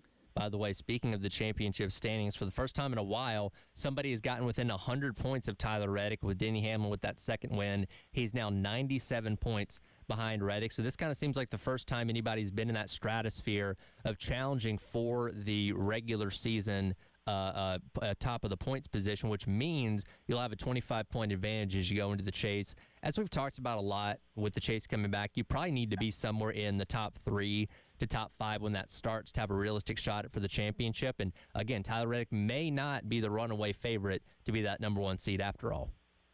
Yeah, and that's the thing. You start off the season really strong and multiple wins and, really doing some record setting. But like we talked about, the consistency is what's going to be important for this kind of a playoff scenario. So if he's had good races and has had some good finishes, but you're not getting wins all the time. If you start having a few bad races, that can knock you out of contention real quick. Well, and that's what makes this fun. And I heard Dale Earnhardt Jr. allude to it after the race on the Prime post-race show when he says it feels like I'm reading a whole book now, because what happens every single week, your finishes, your consistency, your ups and downs ultimately matter in how you're positioning yourself for this championship. You can talk about somebody like a Joey Logano who's struggling right now and finding himself on the outside looking in 18th place in points. Well, in years past, if he goes out there and wins this weekend in Michigan, well, that's all for naught because he's in the playoffs now. You have to be consistent if you want to make it in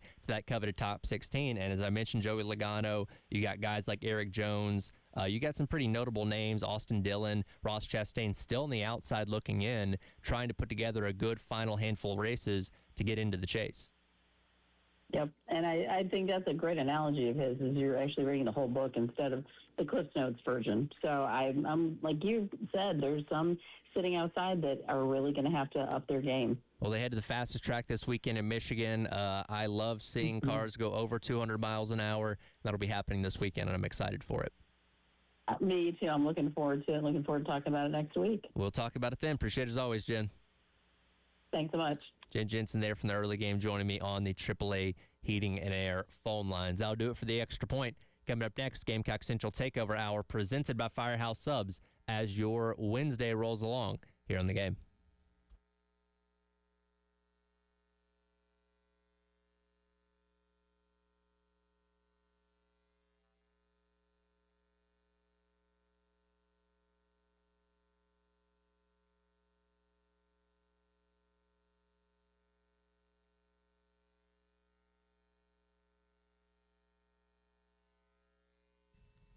All right, everybody, let's tell you about our friends over at Krantz Cooling, Heating, and Plumbing. As always, the presenting sponsor of the Garnet Trust Hour on Tuesdays and Thursdays here on the game. Krantz Cooling and Heating has been providing great HVAC services to Midlands residents and businesses since 1983. And now that same great service that you're accustomed to for your heating and your air conditioning now applies to the plumbing line. You can hit them up at 803-672-3224. You can also go to their website at krantzcooling.com. That's Krantz, cooling with a K.com. You can text them directly from their website. Let them know about what HVAC issues you're seeing at your home or business, what plumbing problems you're having. They'll schedule an appointment, come out, take care of it. Shout out to Justin Krantz, the general manager there. They do an incredible job. They've been out to my home in Wes's. Let them come out to yours. krantzcooling.com.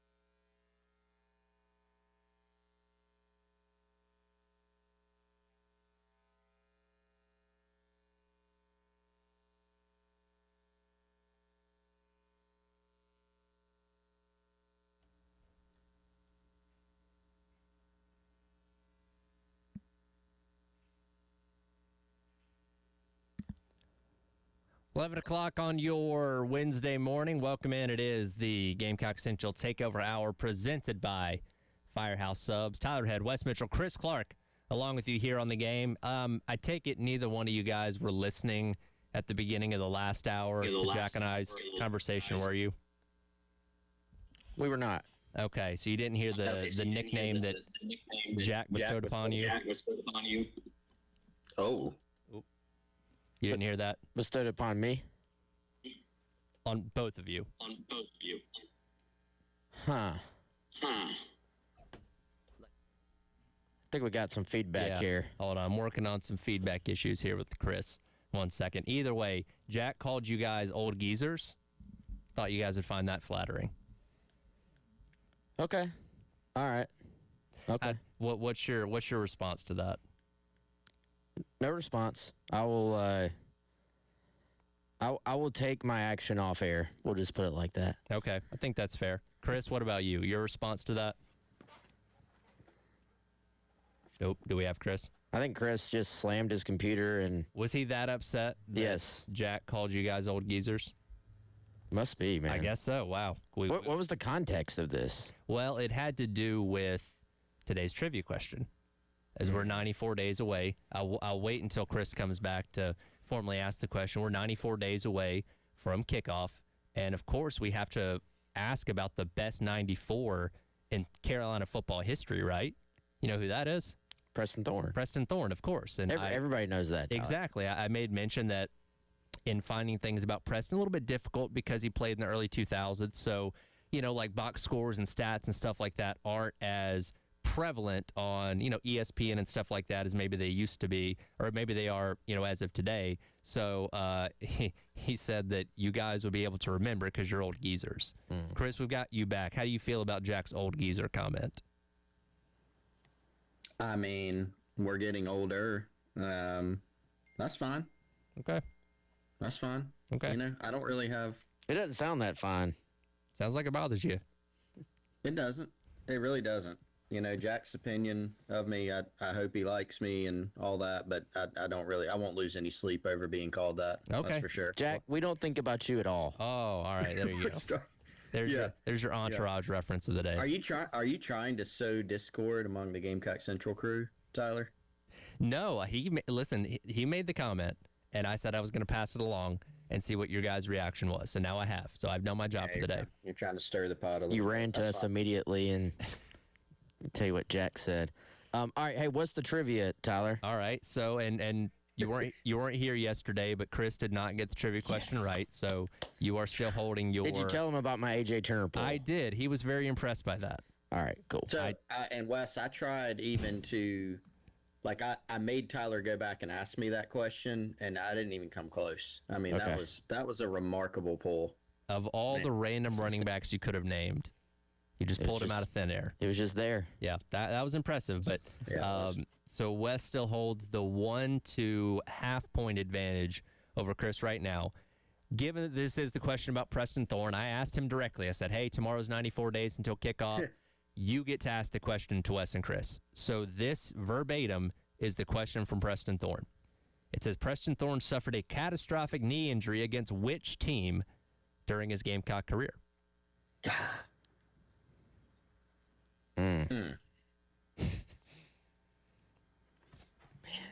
There's an extra part of this question, but I feel if I could say this is going to give it away. So I'll reveal that after we get our answer. Chris, is anybody, any team just speaking to you, man? Like anybody popping in your mind? Well, yes, and I have. Let me be clear. I have zero idea the answer, but I did have the team that came in my mind, which is it's our go-to team for random older SEC trivia. JP Sports era, Dave Neal, Preston Thorne, Mississippi State.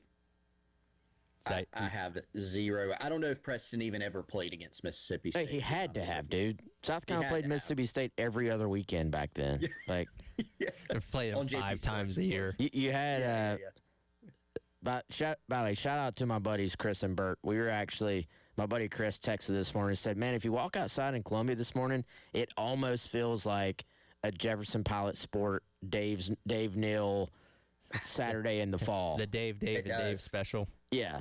And funny enough, I even said South Carolina's probably playing Mississippi State right now with some Russell Athletic uniforms on. So Mississippi State, weirdly enough, is actually exactly who came to my mind. But and I'm actually feeling this wrong. No, I've got Tyler on the video here. I'm trying to judge his reaction, but he's a pretty good poker player actually. So I'm gonna go different and give me Vanderbilt. Good guess. It was not an SEC team. Oh, what? The University of Alabama Birmingham in 2003, a game that South Carolina won 42-10. And the other part of his question, and this will give it away, is the game that Demetrius Summers went off. Ran for 161 Well, Demetrius Summers yards. also went off against Tennessee. Well, it says ran for 161 yards and 3 touchdowns in that game. True. Again, Preston's question. It's a good question. Preston. Really good question. The Tennessee game, by the way, was the next week. So this, I guess, would have been his more formal introduction. By the way, that game not on TV, according to what I'm looking at here. Wasn't on pay-per-view? No, it was not. In fact, since we're talking about Jefferson Pilot Sports, in 2003, they played Virginia on Jefferson Pilot. Yep. They played at Ole Miss on Jefferson Pilot, and then Florida on Jefferson Pilot. Wow. Those were some. Wes, we're doing. Well, maybe I shouldn't loop you in because you nailed the AJ Turner question. I feel like we're doing really, really bad. So far, you guys are 1.5 out of 5 for our total. 1.5 out of 5. Now, one of those Tyler, days was Jack on Friday. Maybe throw in an easy question. Well, hey, at least they know we're not cheating this. Like it's actually. Well, I figured Preston Thorne's number 1 and number 2 fan would know what game he had his knee injury against. Yeah, that's true. You'd think. I'm disappointed in you guys. I am an old geezer though, so that was a long time ago. Don't have. My memory isn't what it once was. Since we're talking about TV and nostalgia here, they opened that season against Louisiana Lafayette on CSS. Remember that channel? Oh my gosh! Wow. And the Vandy game was on pay-per-view.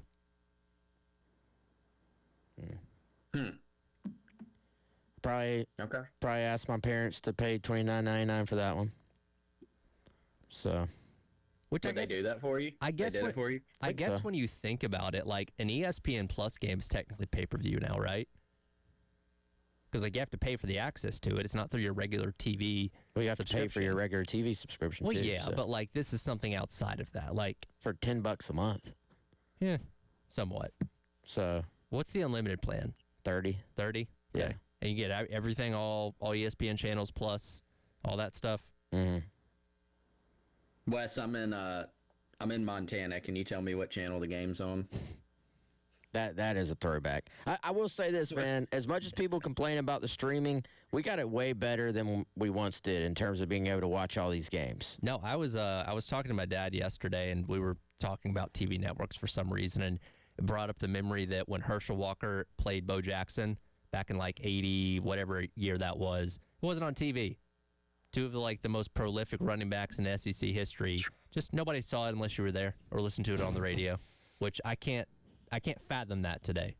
Yeah, no, everything is out there. But I want to say, man, back, and this would have been even before me and Chris, like, you had the ABC game of the week, I think, and I don't know, maybe CBS, like the national broadcasts. But other than that, I don't think you were watching anything hardly in the early 80s. So, the George Rogers days, who knows how that all would have been covered if it was in our current era. What was the thing? It was Vince Dooley, and was it Barry Switzer that challenged, was it Congress or something about the being able to get more games on TV in the late 80s that kind of changed everything?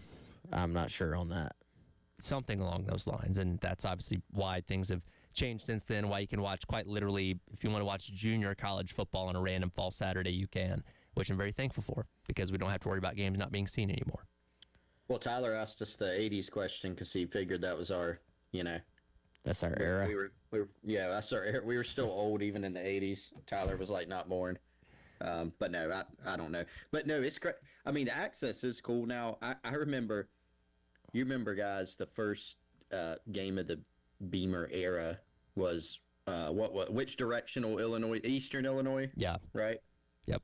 And I'm like, all right, I need to go need to go watch Eastern Illinois, and I found the broadcast for one of their games.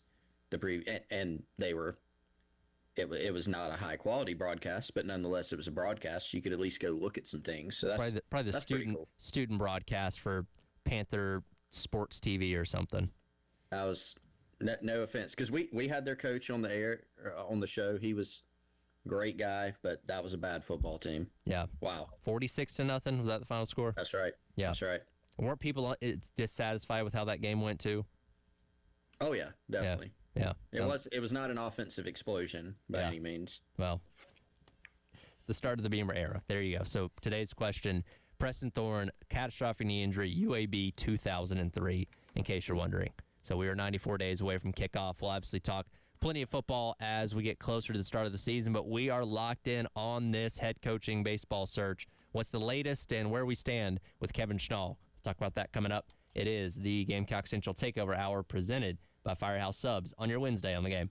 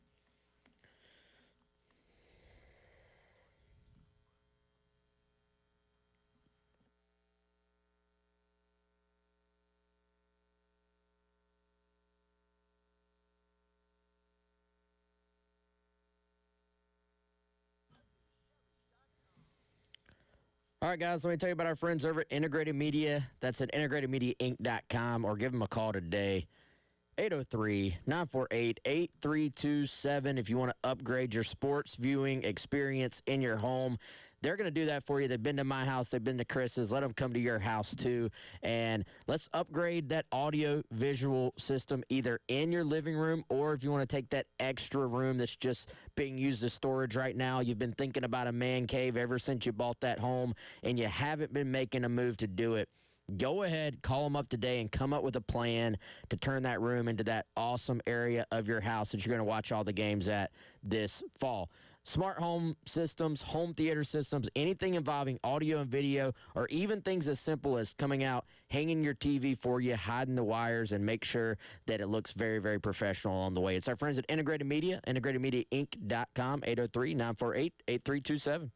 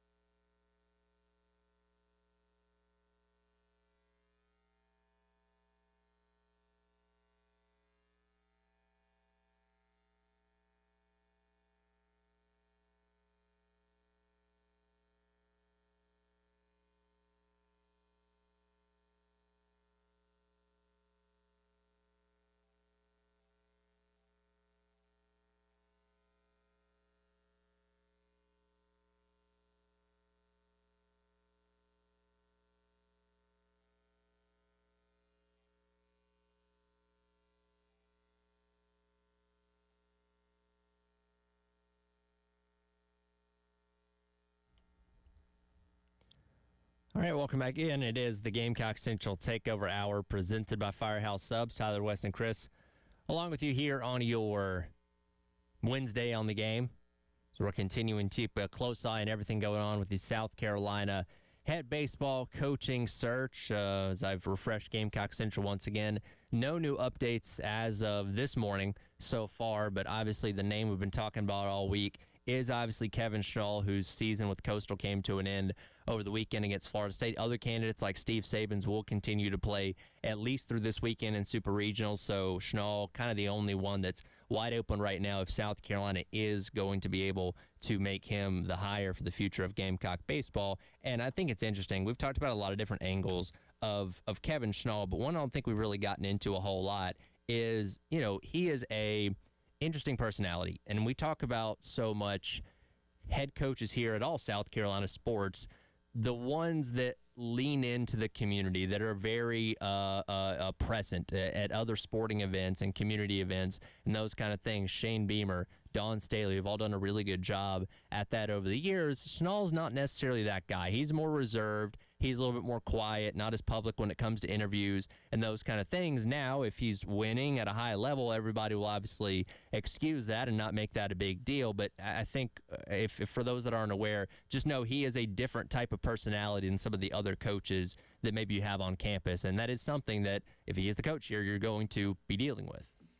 Yeah, I think that's fair, man. And I think it ultimately does come down to, can you resurrect this baseball program and go win games? And if you do, then absolutely. I don't think anybody cares about any of the other stuff if you're winning games, and staying out of trouble, obviously.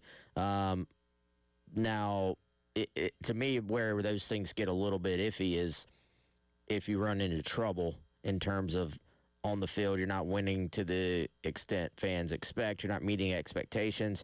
And then, if you have if you're just likable and you're in the community and people see you out and about and they've met you and, they've taken a picture with you or their kids taking a picture with you, then they're just a little bit more maybe forgiving to things. But ultimately, you got to win. And I think we all know that. So, if you're hiring Kevin Schnall, and we'll see if South Carolina is or not. I was just talking on the phone to someone. If South Carolina's hiring Kevin Schnall, but regardless of all the social media rumors and stuff right now, to this point, they have not done so. But if they are, then you're hiring this guy because he knows how to win baseball games. You're not, some coaches you may say, well, hey, we're hiring this guy because there is the massive personality and the kind of forward-facing, in-your-face kind of social media or press conference, hilarious guy, is great with donors and all that stuff. You're hiring him to come in and bring some toughness to this baseball program and to win games, not to go be like a popular guy in a press conference, I think. Yeah, and if you look at the profile of the coaches at least two of the coaches that we know about, I have a feeling, guys, that we're going to get past this coaching search when it's over, whoever ends up being the hire. And it might be the day after, it might be a few weeks after, heck, it might be a year after. I mean, just a couple months ago, I'd heard some things that I didn't even know about the last coaching search, that resulted in Paul Maneri being hired. Like, you kind of learn some of these things after the fact. It's just the nature of it. But I think two of the candidates that we know about, Schnall and Steve Sabins from West Virginia, they both don't have lengthy track records as head coaches, right? And so that's kind of an interesting thing on the profile. We all kind of wondered, what would Jeremiah Donati look for? And we learned very early it's probably going to be a head coach. That said, it does not necessarily have to be a guy who's, he's coached for, 10, 15, 20 years as a head coach. He's definitely has to have taken a team to Omaha. if Steve Saban is in the mix as he has been, to whatever degree that may be, he hasn't taken a team to Omaha. He's been a head coach 2 years, took a team to the Supers, back in the Supers, has a really has a path, guys, where he could get to Omaha West this year. Especially, they're just on the merits, but also they have a path where they could absolutely get it done. Kevin Schnall, of course, took a team to Omaha last year, almost won the thing, was back in the tournament this year, had a tough year with injuries. But the point is, we've kind of learned a little bit more about the profile, and that is Jeremiah Donati. We were told it was definitely going to be somebody with credentials.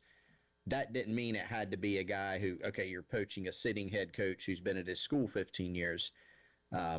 It's kind of, those two guys are kind of a merge between up-and-comer, but also guys with a lot of experience and head coaching experience. That's kind of what those guys are. That's what Schnall is. Yeah, and I think you have a situation there where even it almost seems like even just a season or two of head coaching experience, and I don't want to speak for Donati, but it kind of seems like he values that a great deal over this truly being your first time in that seat and having to, like, there's this thing if you talk to just about anybody, and I think Chris even goes beyond sports, but like if somebody steps into a manager's chair for the first time, and when you were the assistant or were you just the hard worker who was doing everything right and doing a great job, you're working your way up to that new job, everybody has answers when they're the assistant. Then you got to go sit in that chair and live with the consequences of every decision you make, and the responsibility falls on you. It's a little bit different, man. The time management is a lot different. The job responsibilities are even maybe not quite what you thought they were. So I gotta wonder if just kind of using the actions here as our guide, if Donati, kind of believes, hey, we don't need you to be a 10-year head coaching veteran, but we do want to see how you reacted to being in that spot. Did you handle the pressure cooker? Did you handle everything coming up across your desk that is going to come across your desk on a daily basis as a major coach at, not the SEC level, but at the major college baseball level? And I think there's something to be said for that. Definitely. Because, and look, we've seen head coaches. SEC baseball has a great recent example I bring up all the time with Tony Vitello, where, Tennessee was in a little bit of a different place. They didn't have the history that South Carolina has. They could probably afford to, I think you could say, take more of a risk of, hey, let's take this up-and-coming assistant who's done a great job, and we think he can be a head coach. And obviously he answered that question in resounding fashion. There are other examples of that across the country. There are examples of it going the opposite direction. But it seems like South Carolina didn't want to be the guinea pig, so to speak, of having to answer that question. Even if you're, really convinced in your heart of hearts that, like, I think this big-time assistant could come in and be a great head coach. You don't really want to test that theory as much with the situation you're in if you're South Carolina. But what you can do is take a guy who's still young, who still has valuable experience, who's done a great job as an assistant, who has stepped into that chair and has answered that question of, can they make that transition successfully, even if it's for 2 seasons. Sabans and Schnall, just to list those two, they have done that.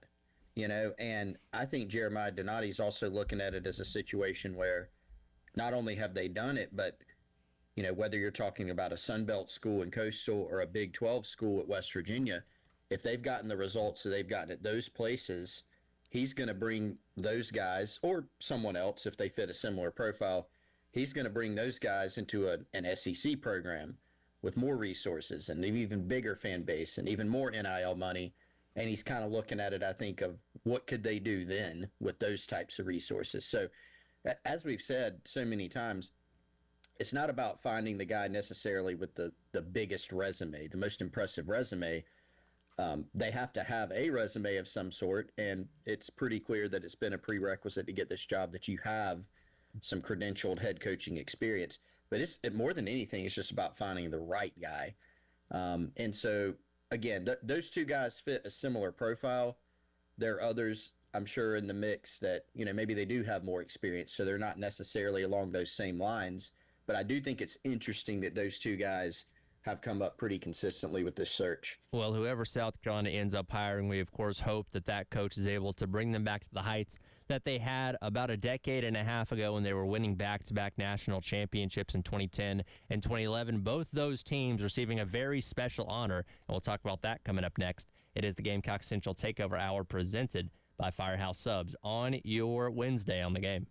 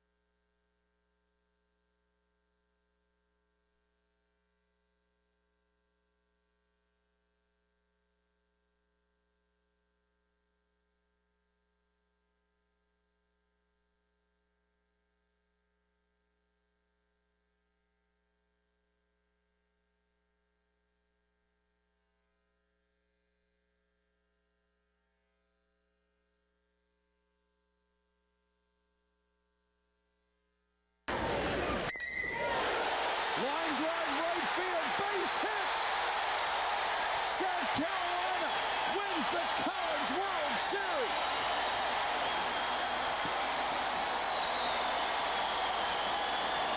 Then he comes back and pitches an inning 2 days later for a save. Now this ball is into left center field. Jackie Bradley makes the catch. South Carolina has done it. Back-to-back national titles.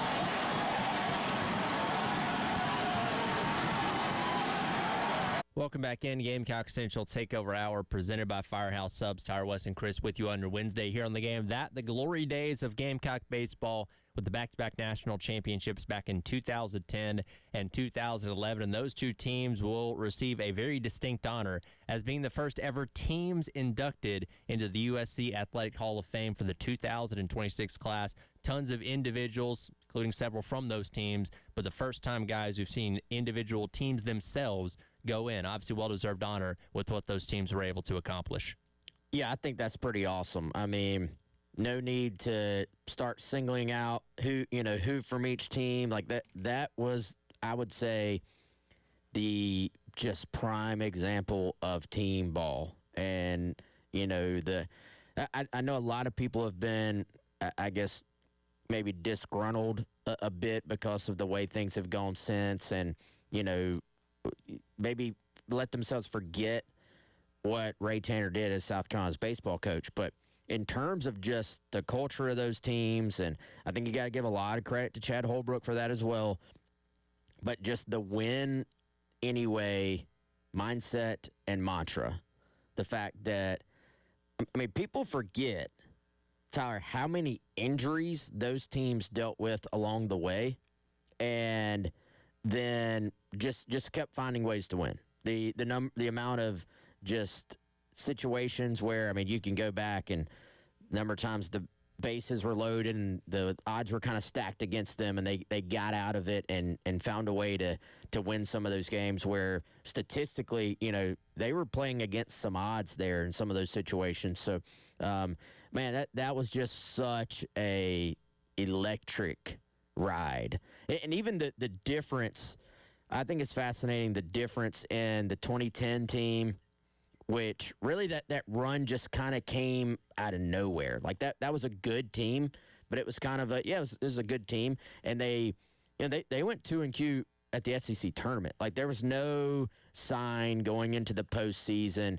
They're down going into, I think, the 5th or 6th inning in their regional opener. So then they lose their first game in a heartbreaker in Omaha in 2010 to Oklahoma, a game that goes deep into extra innings. And so it was just so, I would say, out of nowhere, but then to validate it by coming back the next year, not that you had to validate it, but to just put the stamp on it by coming back next year and winning it again with kind of a different style. Like that team the next year played like a team that knew they were going to win the thing. And so just to be there for that and watch it play out in real time, it was, it was amazing. Yeah, and it was such a cool, it's a good point about how I think it's really awesome that the whole team's going in, because it was a whole team contribution, right? And there's a couple guys off of those teams, probably more than a couple, where if there was an announcement that so-and-so's going in, you'd be like, yeah, that makes sense, right? But there were so many moments throughout the course of those seasons and those runs in Omaha where, you got these contributions at these huge moments that if they didn't happen, it doesn't happen, and not a lot. My buddy Jay Brown was a captain on the 2010 team. He was in a documentary, I think, about it. And I don't even know if Jay pitched in Omaha, right? But he was a huge part of that team, because that team was special, magical, whatever you want to call it. And so he played a huge role. You think about, they had star power on that team, right? You had Witt, you had Jackie, you had Christian Walker, right? But think about the moments that, Brady Thomas produced, and the defensive plays from Wingo, and the Jake Williams throw.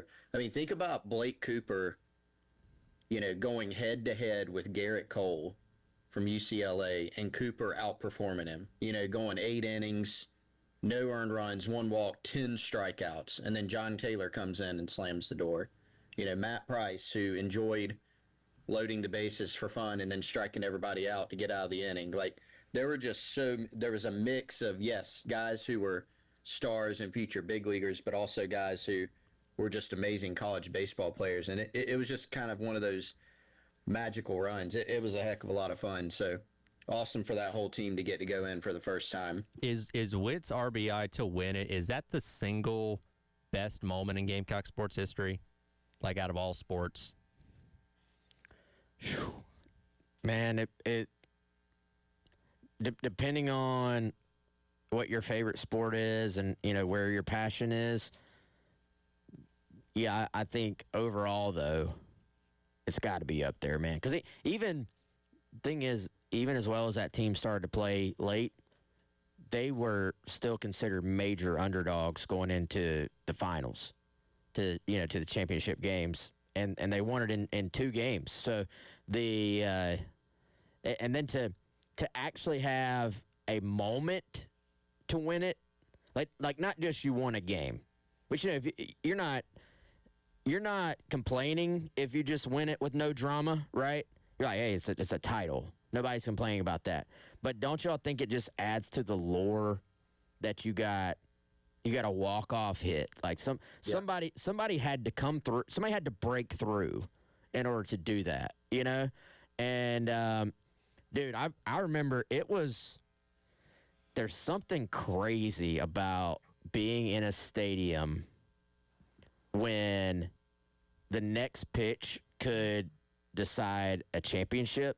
And if you've got the weight of the fact that you've never won one at the time in, I think there are some track championships, but you've never won one in football, baseball, or either basketball program at the time. So you got the weight of the world, man, and to go out there and perform, like there's almost just like an eerie kind of nervous energy for everybody involved in a stadium like that, and it's a pretty special thing. So a walk-off itself is a pretty cool day at the park.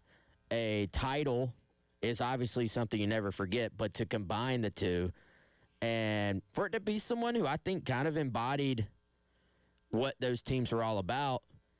Witt was one of those guys, maybe would get categorized a little bit in the, he's a little bit of a, he's not the most talented, highly recruited guy in the world.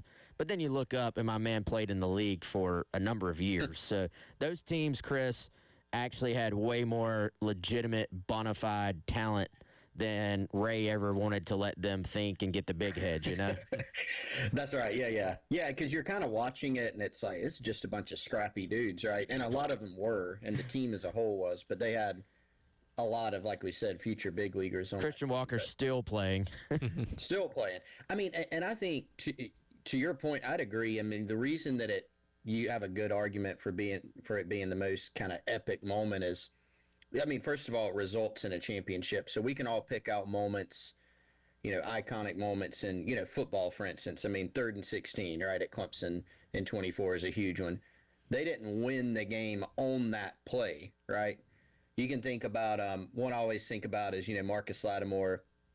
You win down at the Swamp, 2010, get yourself into the SEC championship game for the first time.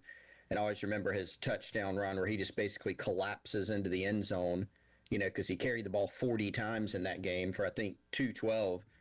They didn't win the game on that play, right? So the walk-off fashion of that, to not only walk off a game and win it, but to win a title, kind of just adds to how epic, that moment was. For sure. And again, those two teams going in to the USC Athletic Hall of Fame, first teams to do that, which begs the question, what other teams deserve that honor from South Carolina? We'll discuss that coming up next to wrap up the hour. It is the Gamecock Central Takeover Hour presented by Firehouse Subs on your Wednesday here on The Game.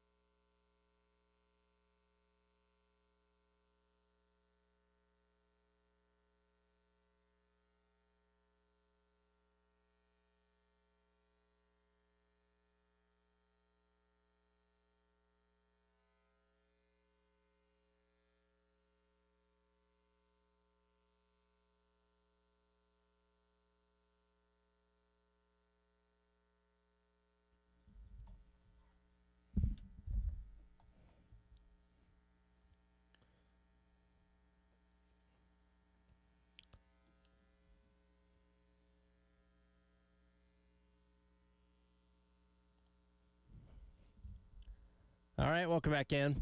Gamecock Central Takeover Hour presented by Firehouse Subs. Tyler West Chris wrapping up the hour here on your Wednesday on the game. Just talked about the two World Series winning baseball teams that are going to be inducted into the USC Athletic Hall of Fame. The first time teams have been inducted into that hall, which begs the question of, okay, what other teams in Gamecock history should have that same kind of honor? And Jack and I had this discussion earlier on this morning, and it's only going to be a few that have the opportunity to do this because, again, you're setting that bar really high of it being national champions from the baseball program. So, you can make an argument for like the women's teams, the three that have won national championships, certainly the undefeated one from a couple years ago. But really, outside of that, it's kind of slim pickings because you do want to kind of set that bar really high in terms of what it takes to get into the Hall of Fame as a team. Yeah, and I think you can get into slippery slopes with this stuff too. But to me, this one is kind of easy. Like now that you have set the standard, the standard is, hey, these teams won national titles, and we're going to just put the whole team in. So I don't know. That to me makes it pretty simple. Like I think once enough time has passed, you put any of the women's teams that have won titles, you put them in too. Like if you win a national title, automatic check mark. Like this is not a participation trophy. This is you literally brought home a trophy. So the entire team is in, and that is that. I think sets a pretty easy precedent in my opinion. Yeah, women's basketball.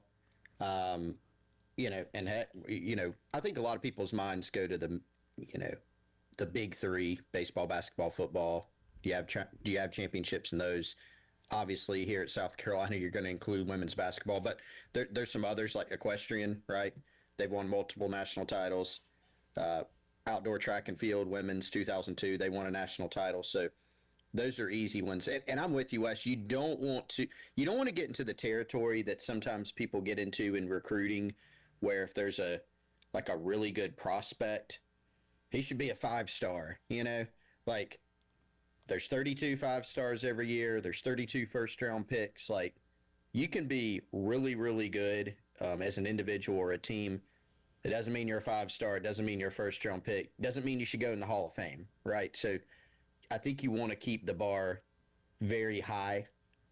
I'm totally with you on that. And you're right. The precedent has been set of, well, what's the first team they put in? They put in the baseball national championship teams as a team. Now, if you wanted to, I think just for discussion's sake, and I don't even think I can get there, but if you look at, are there some other teams out there that should go in? Do you think about the Final Four team for men's, right? There are a lot of good basketball programs out there that haven't had a Final Four team. Do you think about that one? They didn't win a title, right? They didn't win the SEC. They didn't win the national title. They got to the Final Four. Another just incredible run that kind of came out of nowhere as a 7 seed, to be honest. A mix of NBA guys and just great college players and just blossomed into a great team. Probably not when you're talking about the Hall of Fame, but if you're going to throw out a team that, merits that discussion, I'd maybe put them forth. And the thing that would merit the discussion, I'm with you. I don't think that's enough to get into the Hall of Fame, but it is far and away the best men's basketball team your program's ever seen, considering the fact there's only been a handful of just wins in the tournament in general, and you're a long way from, it seems like, ever rivaling that kind of run again. But still, when you set that standard of, okay, our barrier of entry for team number 1 and 2 is winning a national championship, even getting to the Final Four, as hard as that is, I just don't think that's enough to want to honor that team for the Hall of Fame. You can honor them in a lot of ways, but Hall of Fame, it should be for the elite of the elite, as you alluded to with that, 5-star analogy. Yeah, and to put a team in there already is kind of like that's different. You know what I'm saying? It's different than just an individual. And I think with individuals you can have discussions, and it can be like some guys, it maybe goes beyond the stats, or like every player who made an impact here. Like what would Marcus's stats have been if he didn't have the 2 injuries? You know what I'm saying? What would his impact have been? Like, I think you can discuss this as human beings with some wiggle room here or there based on the totality of what an individual player did. But I think for teams, once you've broken through that kind of barrier of, hey, we're going to put a whole team in there, I think the standard has to be incredibly, incredibly high. And to me, I think it probably needs to just stay, the line is at national championship for an entire team to get in. Now there may be individuals, like, is Sindarius in yet, Chris? What is even the time that has to go by? Like, Sindarius Thornwell should be in the thing, in my opinion, but I don't know that the team should be in it. I don't think he's in the USC Hall of Fame, and I can't remember the timeline. He's in the Oak Hill Hall of Fame, actually. That actually happened earlier this year, I remember. But yeah, I mean, Player of the Year, right, in the SEC. I can't remember the timeline, but to your point, there's a lot of individuals that deserve it, but teams, you got to keep it as a high bar. Yeah. Well, and to add to this as well, Steve Spurrier also going to be a part of this 2026 USC Hall of Fame class. Just add to the list of 87,000 Hall of Fames that he's already a part of. He may have even thought he was already in this one, and they were like, oh, no, you're not. And he's like, well, okay, sure, why not? Because, again, he's been in every other Hall of Fame between here, Florida, and college football as a whole, it seems like. Yeah, no doubt. It's crazy that's been maybe glossed over a little bit, but yeah, Spurrier was going to go in, man. So glad this is going to happen. Now, I honestly, I think I thought he was already in it, to be honest with y'all. So easy to assume that. Yeah, glad he's going in. Those inductions coming up on November 5th. That'll do it for the Gamecock Central Takeover Hour, presented by Firehouse Subs. Halftime show up next on your Wednesday on the Game.